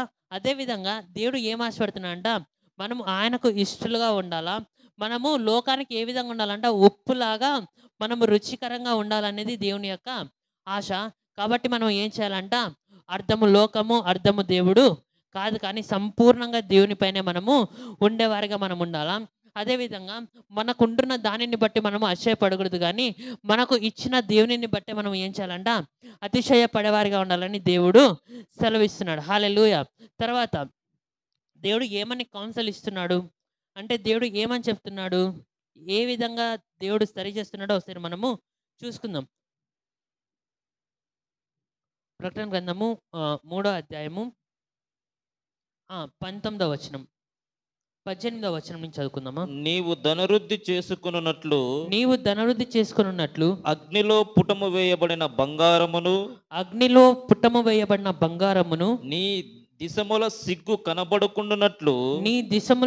కనబడకుండానట్లు ధరించుకొనుటకు తెల్లని వస్త్రములను నీకు దృష్టి కలుగునట్లు నీ కన్నులకు కాటుకను నా యొద్ద కొనుమని నీకు బుద్ధి చెప్పుచున్నాను. హల్లెలూయా హల్లెలూయా. దేవుడు ఏం చెప్తానంట? ఏమేం కొనాలంట? బంగారము కొనాలా, తెల్లని వస్త్రాలు కొనాలా, మూడోది ఏంటంట? కాటుక కొనాలా. మనం ఫస్ట్లో చెప్పుకున్నాం కదా, కంటికి సంబంధించిన ఆయింట్మెంట్స్ని వీరు చేసేవారు, కాటుకను కూడా వీరు చేసేవారు. దేవుడు ఏం చెప్తున్నా అంటే, ఈ యొక్క లోక సంబంధమైన బంగారాన్ని కాదు నువ్వు కొనాల్సింది, ఈ లోక సంబంధమైన డబ్బును కాదు నీలో ఉండాల్సింది, ఆత్మ సంబంధమైన బంగారాన్ని నీవు కొనాలా. హల్లెలూయా. నీవు ధనవృద్ధి చేసుకొనున్నట్లు నా యొద్ద కొనుమని నీకు బుద్ధి చెప్పుచున్నాను. అంటే ఎవరి దగ్గర కొనాలంట? దేవుని దగ్గర కొంటే లోక సంబంధమైన ఉంటాయా, ఆత్మీయ సంబంధమైన ఉంటాయా? ఆత్మీయ సంబంధమైనవి మనకు ఏం చేస్తాయంట? యెహోవా యొక్క ఆశీర్వాదము ఐశ్వర్యమును పుట్టించును. హల్లెలూయా. ఆయనను ప్రేమించే వారిని ఆయన ఏం చేస్తాడంట? ఆస్తికర్తలుగా చేస్తాడు. హల్లెలూయా. మనము ఎప్పుడైతే ఇక్కడ బంగారము, తెల్లని వస్త్రాలు, తర్వాత కంటికి కాటుక. హల్లెలూయా. ఇక్కడ ఈ కాంటెక్స్ట్ ఏంటంటే, కంటికి కాటుక అంటే చూపుకు సంబంధించింది కాటుక అనమాట. హల్లెలూయా. కాబట్టి ఫస్ట్ది ఏంటి? బంగారాన్ని ఏం చేశారు? తయారు చేసేటప్పుడు కొలిమిలో వేసి కాలుస్తారు, అగ్నిలో వేసి కాల్చుతారు. హల్లెలూయా. బంగారం అనేకమైన ఫర్నాన్సెస్ అనే కొలిమిలోనికి వెళ్తున్నప్పుడు ఏమవుతుందంట, ముష్టు కల్మషం అంతా కూడా తొలగిపోయేదిగా ఉంటుంది. హల్లెలూయా. అదేవిధంగా దేవుడు ఏమంటున్నాడంట, నీలో ఉంటున్న దరిద్రత, నీలో ఉంటున్న నీలో ఉంటున్న దేవునికి అయిష్టమైన స్వభావాన్ని నీవు తొలగించుకొని, లోపాలన్నిటిని కూడా తొలగించుకొని శుద్ధ సువర్ణంగా మారాలని దేవుని యొక్క ఆశ. హల్లెలూయా. హల్లెలూయా. తర్వాత ఏమంట, దేవుడు వైట్ గార్మెంట్స్ అంటే తెల్లని వస్త్రములు. తెల్లని వస్త్రాలు దేనికి సాదృశ్యము? పరిశుద్ధతకు సాదృశ్యము. హల్లెలూయా. సిగ్గు కనబడకుండానట్లు ధరించుకొనుటకు తెల్లని వస్త్రములను. హల్లెలూయా. ఇక్కడ దేవుడు సిగ్గుపోయేటట్లు మాట్లాడినాడు కదా, నువ్వు దవ్వాగిడవు, నువ్వు దరిద్రుడవు, నువ్వు గుడ్డోడివి, నువ్వు దిగంబరుడిగా ఉన్నావని దేవుడు చెప్తున్నాడు. తిట్టిండే దేవుడు ఆ తిట్టుతోనే వదిలిపెట్టాడు. తిట్టి అవమానం పొందినా సరే, దేవుడు సిగ్గు పొందినా సరే ఏం చేస్తాడంటే, దేవుడు ఆ సిగ్గు కనబడకుండానట్లు ధరించుకొనుటకు తెల్లని వస్త్రములు ఇస్తాడంట. హల్లెలూయా. ఆయనతో మనము కొన్నప్పుడు. హల్లెలూయా. ఆయనతో మనం కొనడం అంటే ఏంటి? మనల్ని మనము దేవునికి సమర్పించుకోవడం మూలకంగా, దేవా జీవించేది నేను కాదు, నీవు నాలో జీవిస్తున్నావు, నా యొక్క అంతరంగ పురుషుడైన నీవు మాత్రమే జీవించు, నా యొక్క బాహ్య పురుషుడు జీవించకూడదు, అంతరంగ పురుషుడైన నీవు మాత్రమే జీవించాలా అంటే, ఎప్పుడైతే అంతరంగ పురుషుడు జీవిస్తాడో దేవునికి అనుకూలంగా, దేవుని వాక్యానుసారంగా మనం జీవించేవారిగా మనము ఉంటాం. హల్లెలూయా. వైట్ గార్మెంట్స్ అంటే దేవుని యొక్క నీతితో ఆయన మనల్ని ఏం చేసేవాడు ఉంటున్నాడంట, కప్పేవాడుగా ఉంటున్నాడు. తర్వాత ఐస్ స్లేవ్ అంటే ఐసాల్వ్, కన్నుల యొక్క కాటుక ధరించుకోవడం మూలకంగా కంటిలోనికి ఏది కూడా దుమ్ము, అది ఏది కూడా రాదు. తర్వాత దృష్టి ఏమవుతుందంట, మంచిగా కనిపిస్తుంది. హల్లెలూయా. అదేవిధంగా దేవుని యొక్క సత్యాన్ని నీవు గ్రహించు, ఆత్మీయమైన మనోనేత్రాలు నీకు తెరవబడును గాక, ఆత్మీయమైన రిచెస్ అంటే ఆత్మీయమైన సంపదతో నీవు నింపుకొనబడుదువు గాక అని దేవుడు ఏం చెప్తున్నాడంట, ఈ విధంగా దేవుడు చెప్తున్నాడు. చెప్పిన తర్వాత దేవుడు ఏం చేస్తున్నాడంట, తర్వాత నేను ప్రేమించే వారినందరినీ గద్దించి శిక్షించుచున్నాను గనుక నీవు ఆసక్తి కలిగి మారు మనసు పొందుము. ఇదిగో నేను తలుపునొద్ద నిలుచుండి తట్టుచున్నాను. హల్లెలూయా. ఇక్కడ దేవుడు ఏం చేసినాడంట, మనం ఏం చేస్తాము, పటపట ఎవరన్నా తిట్టేస్తాము, తిట్టేసి కోపంగా వెళ్ళిపోతాం. కానీ దేవుడు ఏం చేస్తున్నాడంట, గద్దిస్తున్నాడు. గద్దించినాక ఏం చేస్తున్నాడు, నేను నిన్ను ప్రేమిస్తున్నానని దేవుడు చెప్తున్నాడు. హల్లెలూయా. హల్లెలూయా. దేవుడు మనల్ని ఎంత గద్దించినా సరే దేవుడు మనల్ని ప్రేమిస్తున్నాడు కాబట్టి గద్దిస్తాడు అన్నవారు బిగ్గర హల్లెలూయా చెప్తారా? హల్లెలూయా. ఇక్కడ ఏమంట, ఆయన మనల్ని ప్రేమిస్తున్నాడు కాబట్టి ఆయన ఏం చేస్తాడంట, సరి చేసేవాడుగా ఉన్నాడు. తర్వాత ఇంకోటి ఏమంట, ఇదిగో నీ యొద్ద నిలుచుండి తట్టుచున్నాను, ఎవడైనా నా స్వరము విని తలుపు తీసిన ఎడల నేను అతని యొద్దకు వచ్చి అతనితో నేనును నాతో అతడును భోజనము చెయ్యుదును. హల్లెలూయా. తడతాను అని చెప్తున్నాడా, తడుతున్నాను అని చెప్తున్నాడా దేవుడు? తట్టుచున్నాను. హల్లెలూయా. నెక్స్ట్ కాదు కానీ ఆయన ముందు నుంచే తడతానే ఉన్నాడు. కానీ వాళ్ళు ఏం చేయలేదంట, తలుపు తీయలేదు. కొంతమంది ఏ విధంగా ఉంటారంట, ఫస్ట్లో దేవుణ్ణి అంగీకరించి ఆ తలుపు తీసి అంగీకరించిన తర్వాత దేవుణ్ణి ఏం చేస్తారు, బయట పెట్టేవారుగా ఉంటారు. కొంతమంది దేవునిని ఆహ్వానించకుండానే ఉండేవారిగా ఉంటారు. హల్లెలూయా. మనము కొంతమందికి ఫోన్ చేసి మెసేజ్ పెట్టి చెప్తా ఉన్నప్పుడు వాళ్ళు మెసేజ్కి రిప్లై ఇవ్వలేదు అనుకో, మనం ఏమనుకుంటాము, వాళ్ళు మెసేజ్ రిప్లై ఇవ్వలేదు కదా, ఇంకా నేను ఎందుకు మెసేజ్ చేయాలా, వాళ్ళు ఫోన్ తీయలేదు కదా, ఒక వారం నుంచి ఫోన్ చేస్తూనే ఉంటాం. వారు ఫోన్ తీయలేదంటే ఏం చేస్తాము, మనము కూడా చేయం. కానీ దేవుడు ఏం చేస్తున్నాడంట, హృదయం అనే తలుపును ఆయన విసుగక తడుతూనే ఉన్నాడంట. హల్లెలూయా.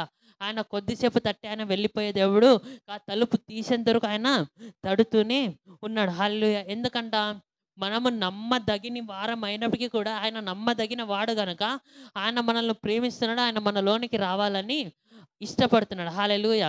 మనం ఆయనను ఏం చేసేవారుగా ఉండాలంట, ఆహ్వానించేవారిగా మనం ఉండాలి. హల్లెలూయా. ఆహ్వానించడం అంటే ఏంటి, మనం ఎప్పుడైతే యేసు ప్రభువుని హృదయమందు విశ్వసించి నోటితో మనం ఎప్పుడైతే ఒప్పుకుంటామో ఆయన మన హృదయంలోనికి ఏమవుతాడంట, హృదయంలోనికి వచ్చేవాడుగా దేవుడు ఉన్నాడు. హల్లెలూయా.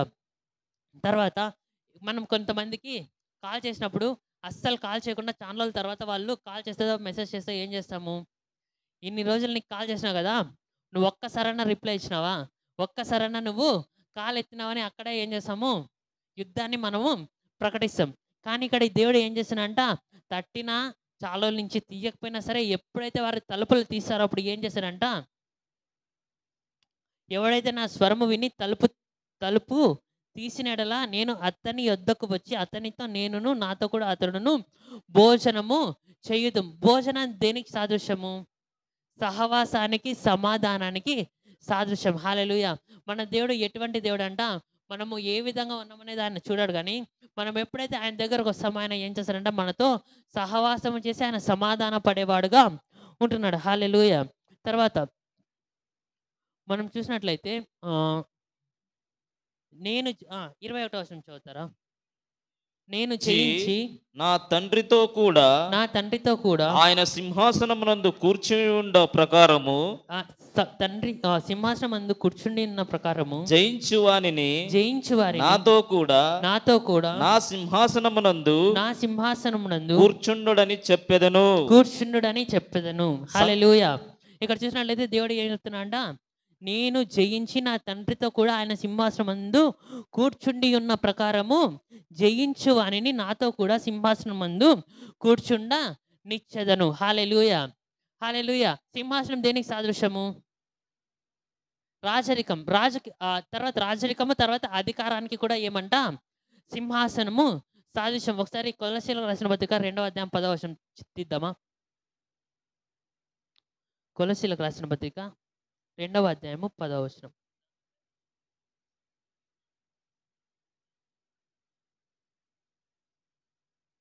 2:10. మరియు ఆయన యందు మీరును సంపూర్ణులై ఉన్నారు. ఆయన సమస్త ప్రధానులకును అధికారులకును శిరస్సై ఉన్నాడు. హల్లెలూయా. తర్వాత ఇంకో చోట ఉంటుంది, మనము ఆయనతో కూడా కూర్చుండ పెట్టబడి ఉన్నామని ఉంటది.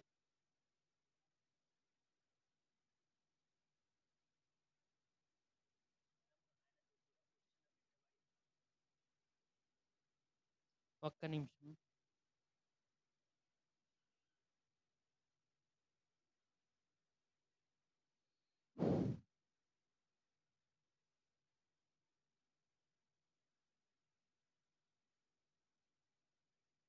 సారీ ఎఫెసీలకు రాసిన పత్రిక 2వ అధ్యాయం 6వ వచనం.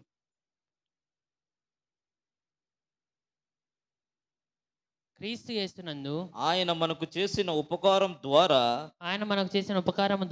అత్యధికమైన తన కృపా మహదైశ్వర్యమును రాబోవు యుగములలో కనపరుచు నిమిత్తము క్రీస్తు యేసునందు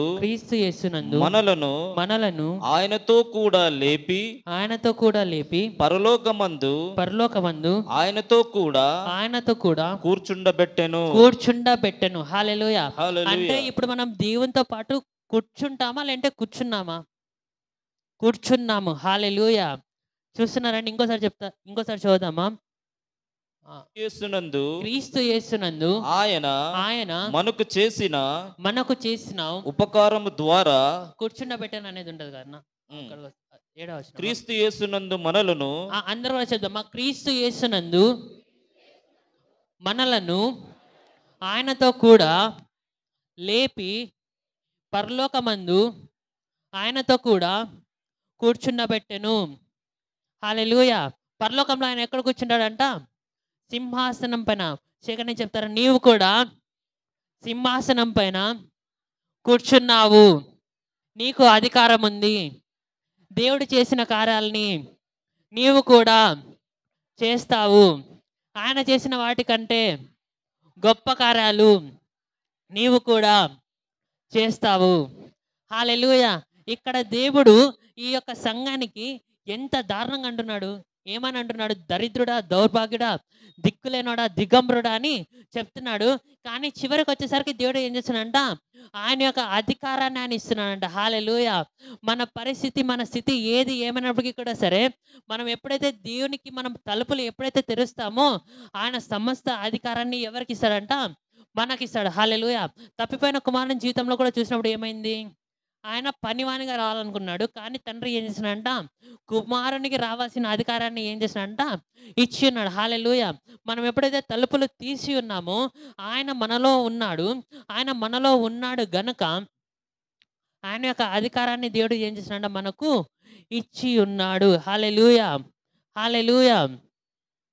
ఒకసారి యోహాను సువార్త 14:23 చదువుకుందామా?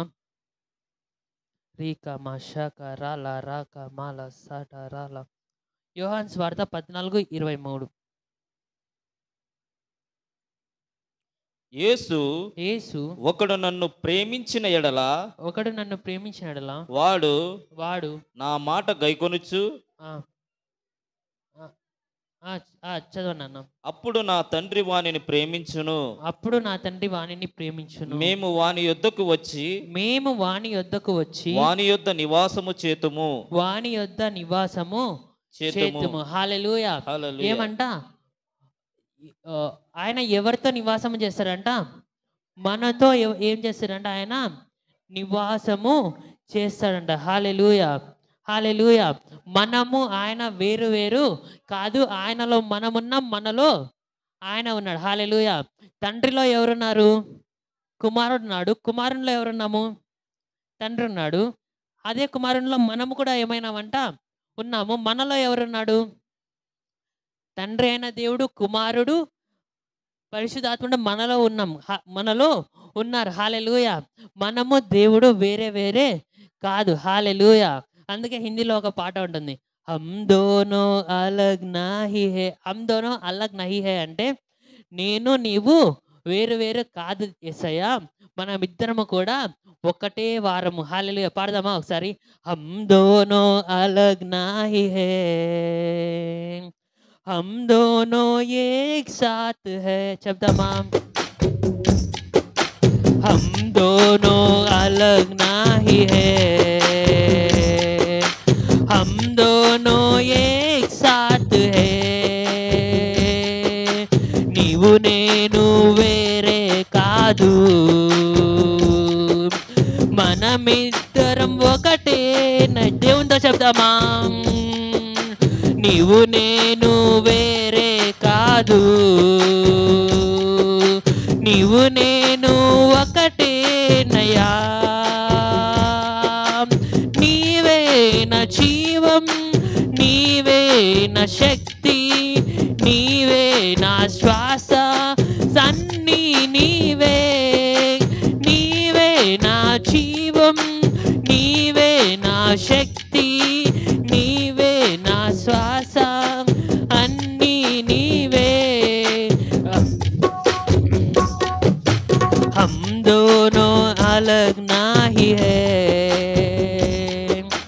हम दोनों एक साथ है. నీవు నేను వేరే కాదు, ఇద్దరము ఒకటేనయ్యా. హల్లెలూయా. యేసుక్రీస్తు మనము ఎవరు కాదంట? వేరే వేరే కాదు. హల్లెలూయా. ఆయన ఎవరి ద్వారా పని చేస్తాడంట? మన ద్వారా. ఆయన ఏం చేసేవాడుగా ఉన్నాడంట? పని చేసేవాడుగా ఉన్నాడు. ఆయనతో పాటు మనల్ని కూర్చుండబెట్టి ఉన్నాడు. ఆయనలో మనమున్నాం, మనలో ఆయన ఉన్నాడు, తండ్రిలో ఆయన ఉన్నాడు. కాబట్టి దేవుడు మనము అంతా ఏమై ఉన్నామంట? ఒకరిలో ఒకరమై ఏకమై ఉన్నాం. హల్లెలూయా. పక్కన చెప్తారా? నీవు క్రీస్తుతో ఏకమై ఉన్నావు. హల్లెలూయా. హల్లెలూయా. ఈ రోజు నుంచి మన రెవల్యూషన్ అంతా ఏమైపోవాలంట? మారిపోవాలి. ఒకవేళ మన జీవితము చర్చ్లో ఉన్నప్పుడు దేవునికి సంబంధించి, ఒకవేళ బయటికి పోయినప్పుడు లోకస్తులతో లోకానికి సంబంధించిన జీవితంగా ఉంటే మనం ఏం చేయాలంట? ఆ జీవితాన్ని మనము మార్చుకునే వారిగా మనము ఉండాలా.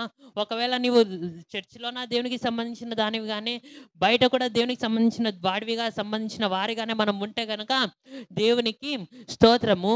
అంతేకాదు కానీ మనము ఏదో ప్రార్థన వాక్యము మన వరకే కాదు కానీ దేవుని యొక్క ఆశ ఏంటంట, మనము ఇతరులకు ఆశీర్వాదకరంగా ఉండాలా. ఆయనలో ఉంటున్న అధికారాన్ని మనం ఆయన మనల్ని తనతో పాటు సింహాసనమందు ఎందుకు కూర్చుండబెట్టినాడు? సింహాసనం దేనికి సాదృశ్యం అని ధ్యానించినాం? అధికారానికి సాదృశ్యం. హల్లెలూయా. యేసుక్రీస్తులో ఉన్న అధికారం పాస్టర్లకు మాత్రమే ఇవ్వలేదు కానీ ఆయన యందు విశ్వాసం ఉంచే ప్రతి ఒక్కరికి కూడా ఆయన ఏం చేసినాడంట? అధికారాన్ని ఇచ్చినాడు. తర్వాత ఆయన యందు విశ్వాసం ఉంచేవారు ఆయన చేసిన కార్యాలు చేస్తారు, ఆయన కంటే గొప్ప కార్యాలు చేశారు. నిద్రపోయే వాళ్ళందరూ కూడా ఒకసారి హల్లెలూయా చెప్పండి. ఎవరో హల్లెలూయా చెప్పి నిద్రపోతున్నారు. హల్లెలూయా. ఒకరే నిద్రపోతున్నారు. దాన్ని బట్టి మనము సంతోషించాలి. సాతాను ఏం చేశారంటే దేవుని యొక్క వాక్యాన్ని ఎప్పుడు దొంగలిద్దామా అని సాతాను ఎదురు చూస్తా ఉంటాడు. కానీ ఈరోజు దేవుని వాక్యం ద్వారా ఏం మాట్లాడుతున్నాడంట? ఆయనలో ఉంటున్న శక్తి ఎవరిలో ఉందంట? మనలో ఉంది. హల్లెలూయా. ఆయన చేసిన కార్యాలు ఎవరు చేయాలంట? మనము చేయాలా. దేవుడు ఈ వాక్యం ద్వారా మనల్ని సరి చేస్తున్నాడు. సరి చేయడం మాత్రమే కాదు కానీ ఆయన మనకు ఏం చేసినాడంట? అధికారాన్ని ఇచ్చి ఉన్నాడు. హల్లెలూయా. హల్లెలూయా. మనకు రోగం వచ్చినా ఏం వచ్చినా సరే మాటికి మనం ఏం చేస్తామంట? పాస్టర్లకు మనము ఫోన్ చేసే వాళ్ళగా ఉంటాం. పాస్టర్లకు ఫోన్ చేయొద్దని నేను చెప్పను కానీ ఇప్పటి నుంచి మనము ఏం చేయాలంట? విశ్వాసంతో మనం ఏం చేయాలంటే దేవుడు మనకి ఇచ్చిన అధికారాన్ని పలకాల. యేసయ్య నీవు నాలో ఉన్నావు, నీవు కల్వరి శిలువలో పొందిన దెబ్బల చేత నాకు స్వస్థత ఉంది, వ్యాధి లేని జీవితాన్ని నాకు ఇవ్వడానికి నీవు వ్యాధిగ్రస్తునిగా మార్చినావు. యేసు నామంలో ఈ తలనొప్పి వెళ్ళిపో, యేసు నామంలో ఈ యొక్క బలహీనత వెళ్ళిపో, యేసు నామంలో ఈ యొక్క అనారోగ్యమా వెళ్ళిపో అని మనం ఏం చేసేవారు ఉండాలంట? మనల్ని మనమే ప్రార్థన చేసుకునే వారిగా మనము ఉండాలి. విశ్వాసంతో మనం ఎప్పుడైతే ప్రార్థన చేసుకుంటామో దేవుడు ఏం చేస్తాడంటే మనల్ని స్వస్థపరుస్తాడు. హల్లెలూయా. ఏమంటే స్టార్టింగ్ స్టేజ్లో కొన్నిసార్లు మన విశ్వాస పునాదులు సరిగ్గా ఉండకపోయేసరికి మనం కొన్నిసార్లు దైవజనులకి ప్రార్థన చేయడంలో తప్పలేదు. కానీ మనము ఆత్మీయ జీవితంలో ఎదిగే కొద్దీ మనము దైవజనుల మీద ఆధారపడడం కాదు కానీ మనము ఇతరులకు మనం ఏం చేయాలంట? ఇతరులను, అందుకే పౌలు చెప్తాడు,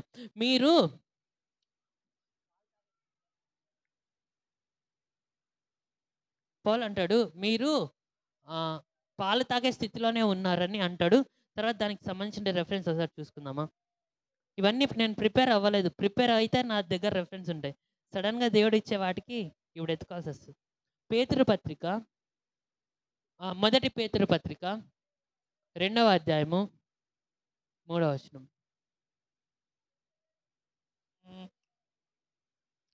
మొదటి పేతురు 2వ అధ్యాయము 1-3. ప్రభువు దయాళుడని మీరు రుచి చూచి ఉన్న ఎడల సమస్తమైన దుష్టత్వమును, సమస్తమైన కపటమును, వేషధారణను, అసూయను, సమస్త దూషణ మాటలను మాని క్రొత్తగా జన్మించిన శిశువులను పోలిన వారై నిర్మలమైన వాక్యమును పాలవలన రక్షణ విషయములో ఎదుగు నిమిత్తము ఆ పాలను ఆపేక్షించుడి. మనుషుల చేత విసర్జింపబడినను దేవుని దృష్టికి ఏర్పరచబడినదియు. అది కాదన్న, 1వ కొరింథీయులకు రాసిన పత్రిక 3:2.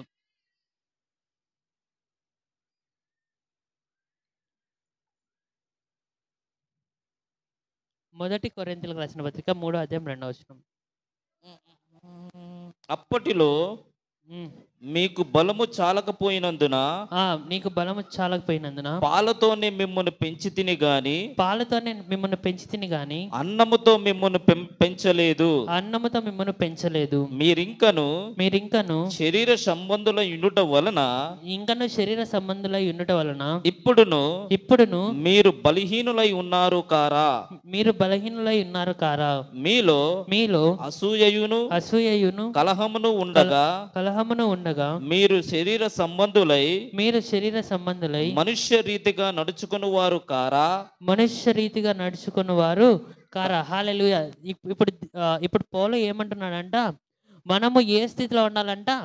అన్నము తినే స్థితిలో ఉండాలంటే ఫస్ట్ నుంచి మనము ఒకటే స్థితిలో ఉండడం దేవుని యొక్క ఆశ కాదు. రోజు రోజుకి ఏం కావాలంట, ఆత్మీయ జీవితంలో ఎదిగే వారిగా మనం ఉండాలనేది దేవుని యొక్క ఆశ. కొంతమంది విశ్వాసులు ఉంటారు, చర్చ్కి వచ్చినామా, ఫ్యామిలీ ప్రేయర్ చేసుకున్నామా, నేను నా కుటుంబ ప్రార్థన, ఇంకంతే, ఇంకా వేరేది ఏముండదు. Personal prayer, family prayer, church. దేవుని యొక్క ఆశ ఏంటంటే ఇన్ని రోజులు అట్లా ఉన్నారేమో, కానీ దేవుని యొక్క ఆశ ఏంటంట, పాలు తాగే స్థితిలో ఉండడం మాత్రమే కాదు కానీ అన్నము తినే స్థితిలో ఉండాలా. దాని అంటే అర్థం ఏంటంట, మనం ఆత్మీయ జీవితంలో మనము ఆ, ఎదిగే వారిగా ఉండాలి. మనం ఒక స్టేజ్లో మనం ఏం చేసే వారిగా ఉండకూడదంట, ఆగిపోయే వారిగా మనము ఉండకూడదు. మన మనుషులు ఎట్లా చిన్నప్పటి నుంచి పెరుగుతా పెరుగుతా పెరుగుతా పెరుగుతా వస్తారు. 25, 26 రేండ్ల వరకు మహా అయితే పెరుగుతారు. మోస్ట్లీ 20కే ఆగిపోతారు. తర్వాత మళ్ళీ 40 వరకు బలంగా ఉంటారు. 40 నుంచి 0 నుంచి 40 వరకు ఇట్లా పెరుగుతుంది. 40 నుంచి ఇట్లా వెళ్ళిపోతుంది. పెట్లో పెడతాం, మళ్ళీ భూస్థాపన చేసేస్తాం. కానీ మన ఆత్మీయ స్థితి ఇట్లా వచ్చేసి ఇట్లా గ్రాఫ్లో ఇట్లే పోకూడదు. కానీ దేవుని యొక్క ఆశ ఏంటంటే, ఆత్మీయ జీవితము మన శరీర పురుషుడు ఇట్లా పడిపోయినా పర్లేదు, కానీ ఆత్మీయ పురుషుడు మాత్రం ఇట్లా ఏం చేస్తూ ఉండాలంట, ఎదుగుతూనే ఉండాలనేది దేవుని యొక్క ఆశ. హల్లెలూయా. మనల్ని మనం ఒకసారి పరీక్షించుకుందాము. దేవుని వాక్యం దేవుని వాక్యం ద్వారా దేవుడు మనల్ని హెచ్చరిస్తే సరిచేస్తే మనం సరి చేసుకుందాము. తర్వాత మనం ఏమవుతూ ఉండాలంటే, ఆత్మీయ జీవితంలో ఎదుగుతూ ఎదుగుతూ ఎదుగుతూ ఎదుగుతూ పోతూనే ఉండాలనేది దేవుని యొక్క ఆశ. హల్లెలూయా. దేవుడు ఈ యొక్క పరిశుద్ధ వాక్యంను దీవించి ఆశీర్వదించును గాక. ఇంతటితో 7 సంఘాలు అయిపోయినాయి. హల్లెలూయా. ఈ ప్రకటన గ్రంథం ఎట్లా అంటే కొంచెము దిద్దుబాటు, క్రమశిక్షణ. చాలా మంది ఏం చేస్తారు తెలుసా, ప్రకటన గ్రంథం అంటే విశ్వాసం తిట్టి తిట్టి తిట్టి తిట్టి పంపిస్తారు. కానీ దేవుడు నాకు ఇచ్చిన రిలేషన్ ఏంటంటే, మధ్యలో ఎంత తిట్టినా సరే దేవుని యొక్క అధికారం గురించి, దేవుని యొక్క శక్తి గురించి, దేవుని యొక్క బలం గురించి, దేవుని యొక్క ఆశీర్వాదం గురించి నేను ఎండ్ చేస్తా. హల్లెలూయా. ఇంకా ఈ ప్రకటన గ్రంథం గురించి ఇంకా మిగిలిన అధ్యాయాలు కూడా ధ్యానించుకోవాలి అని ఎవరికైనా ఆశ ఉంటే ఒకసారి హల్లెలూయా చెప్తారా? హల్లెలూయా. మన చర్చిలో ప్రకటన గ్రంథం A to Z ఇప్పటి వరకు మనం ఎప్పుడు కూడా మనము కవర్ చేయలేదు.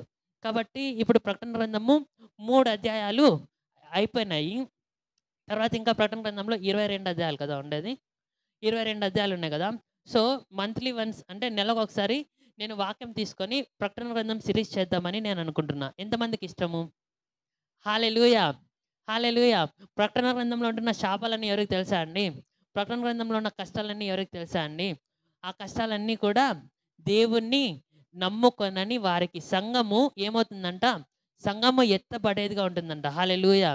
ఈ లోకంలో కష్టకాలం ఉన్నప్పుడు సంఘము ఎత్తబడుతుంది. ఒకవేళ అంతకంటే ముందు ఇప్పుడు మనం కష్టపడుతున్నా సరే, మన శ్రమలలో ఎవరు తోడుగా ఉన్నారంట, ఆయన శ్రమలలో తోడుగా ఉండి మనల్ని ఏం చేస్తాడంటే విడిపిస్తాడు. హల్లెలూయా. నీతిమంతునికి కలుగు ఆపదలు అనేకములు, వాటి నుంచి దేవుడు విడిపిస్తాడు. హల్లెలూయా. అందరూ కూడా నా కోసం ప్రేయర్ చేయండి. ఏంటంటే ఈ ప్రకటన గ్రంథము ఇది వచ్చేసి చాలా హ్యూజ్ టాపిక్. తర్వాత ఇది కొంచెం కాంప్లికేటెడ్ కూడా. సో దేవుడు నాకు జ్ఞానాన్ని అనుగ్రహించి, దేవుడే అద్భుత రీతిగా ప్రకటన గ్రంథం గురించి ధ్యానించుకోవడానికి కృప చూపించలాగున ప్రతి ఒక్కరు కూడా నా కోసము ప్రార్థన చేయండి. హల్లెలూయా. దేవుడు ఈ వాక్యాన్ని దీవించి ఆశీర్వదించును గాక. నులివెచ్చగా ఉన్నావు, అందుకే నిన్ను నేను ఉమ్మివేయ ఉద్దేశించుచున్నాను. కదా, గలీజ్ చూసినప్పుడు, అసహ్యం కలిగినప్పుడు మనం ఏం చేస్తాం? నోట్లో నుంచి ఉమ్మిని. మరి మన ఆత్మీయ స్థితి ఉమ్మివేయబడేటువంటి పరిస్థితిలో మనం ఉన్నామా, లేకపోతే దేవుని ద్వారా గణపరచబడేటువంటి పరిస్థితిలో ఉన్నామా? మనము పరీక్షించుకున్నప్పుడు మన ఆత్మీయ జీవితం మనకు తెలుస్తుంది. హల్లెలూయా. కాబట్టి ఈరోజు పరిశుద్ధాత్మ దేవుడు మనల్ని హెచ్చరిస్తూ ఉన్నాడు. ఈ లౌదికయ సంఘము గురించి మాట్లాడుతూ గద్దిస్తూ ఉన్నాడు. తర్వాత నా దగ్గర కొనుక్కో అని చెప్తూ ఉన్నాడు. తర్వాత క్రమపరుస్తూ ఉన్నాడు. తర్వాత నీవు నా యొద్ద నా సింహాసనం మీద నీవు కూర్చుండబెట్టాలని దేవుడు గొప్ప చేస్తూ ఉన్నాడు. హల్లెలూయా. హల్లెలూయా. కాబట్టి ప్రియులారా, మనలో మన ఆత్మీయ జీవితంలో ఏ లోపాలు ఉన్నాయో క్రమపరుచుకుందాం. మనము పరీక్షించుకుందాం. అంటే దేవుడు కాక నువ్వు దేనిని సంపాదించుకున్నా ఈ లోకం వరకే ఉంటుంది సంపాదన. అయితే నువ్వు ఆధ్యాత్మికంగా నువ్వు గొప్ప ఐశ్వర్యవంతుడిగా చేయబడ్డావంటే ఆ సంపాదన పరలోకంలో కూడా నువ్వు గొప్ప చేయబడతావు. హల్లెలూయా, హల్లెలూయా. కదా, ఈ లోకంలో బ్రతకాలి అంటే డబ్బు కావాలి, ఉండాలి అంటే ఇల్లు కావాలి, బ్రతకాలి అంటే మరికొంత ఎక్స్ట్రా డబ్బులు కావాలి. మంచిదే, ఖచ్చితంగా ప్రభు అంటున్నాడు, నీ కష్టార్జితాన్ని నీ అనుభవంలో ఉంచుతాను, నువ్వు ధన్యుడవు, నీకు మేలు కలుగును. హల్లెలూయా. కానీ మన క్రైస్తవ జీవితంలో దేవుడు కాకుండా మనము దేనిని సంపాదించడానికి వెళ్ళినా కూడా అది మనకు అంత క్షేమాన్ని కలగజేసేది కాదు. హల్లెలూయా. అందుకే ఈ రోజు పరిశుద్ధాత్మ దేవుడు మాట్లాడుతూ ఉన్నాడు. 6 రోజులు నీవి, 7వ రోజు 6 రోజులు నువ్వు కష్టించి శ్రమపడి పనిచేసి నువ్వు సంపాదించు, 7వ రోజు నా మందిరములో నీవు నా ముఖ దర్శనం చేసుకోవడానికి నా సన్నిధికి రా. ప్రశస్తమైన వస్త్రాలు, విలువైన బంగారము, నీ కంటికి కాటుక సరిచేయబడేటువంటి జీవితం నువ్వు కలిగి ఉండు అని పరిశుద్ధాత్మదేవుడు మాట్లాడుతూ అంటున్నాడు. బిడ్డ, నేను నిన్ను ప్రేమిస్తూ ఉన్నాను కాబట్టి గర్జిస్తూ ఉన్నాను. నేను నిన్ను ప్రేమిస్తూ ఉన్నాను కాబట్టి ఆసక్తి కలిగి నువ్వు మారుమనసు పొందని హెచ్చరిస్తూ ఉన్నాడు. హల్లెలూయా. అంత మాత్రమే కాదు, ప్రేమైనటువంటి నా సంగమా, నువ్వు దేవుని యొద్ద నుంచి ఎంత దూరం వెళ్ళిపోయినా నా దేవుడు నీకు అంత దగ్గరగా వచ్చి హృదయం అనే తలుపు యొద్ద నిలుచుండి ఆయన తట్టుతూనే తలుపు తెరుస్తావా బిడ్డ, నేను నీతో కూడా ఉంటాను. హల్లెలూయా, హల్లెలూయా. దేవుని వాక్యం సెలవిస్తుంది, ఆయన ఆకాశంలో నుంచి నరులను తొంగి చూస్తూ ఉన్నాడు. 2వ వాక్యంలో మనం చూస్తున్నాము, ఆయన ఆకాశంలో నుండి ఆయన చేతులు చాపి మనుషులను పిలుస్తూ ఉన్నాడు. హల్లెలూయా. కాబట్టి ప్రియులారా, ఈరోజు ఆయన నీ హృదయం అనే తలుపు యొద్ద నిల్చుండి తట్టుతూ ఉంటుండగా నువ్వు తలుపు తీస్తావు, ఆయన సన్నిధికి వచ్చినావు. ఆయన సన్నిధిలో స్థిరముగా నీవు ఉండాలని ఆయన ఆశపడుతూ ఉన్నాడు. అందరం కూడా కళ్ళు మూసుకుందాం. దేవుడి లేఖన భాగాలు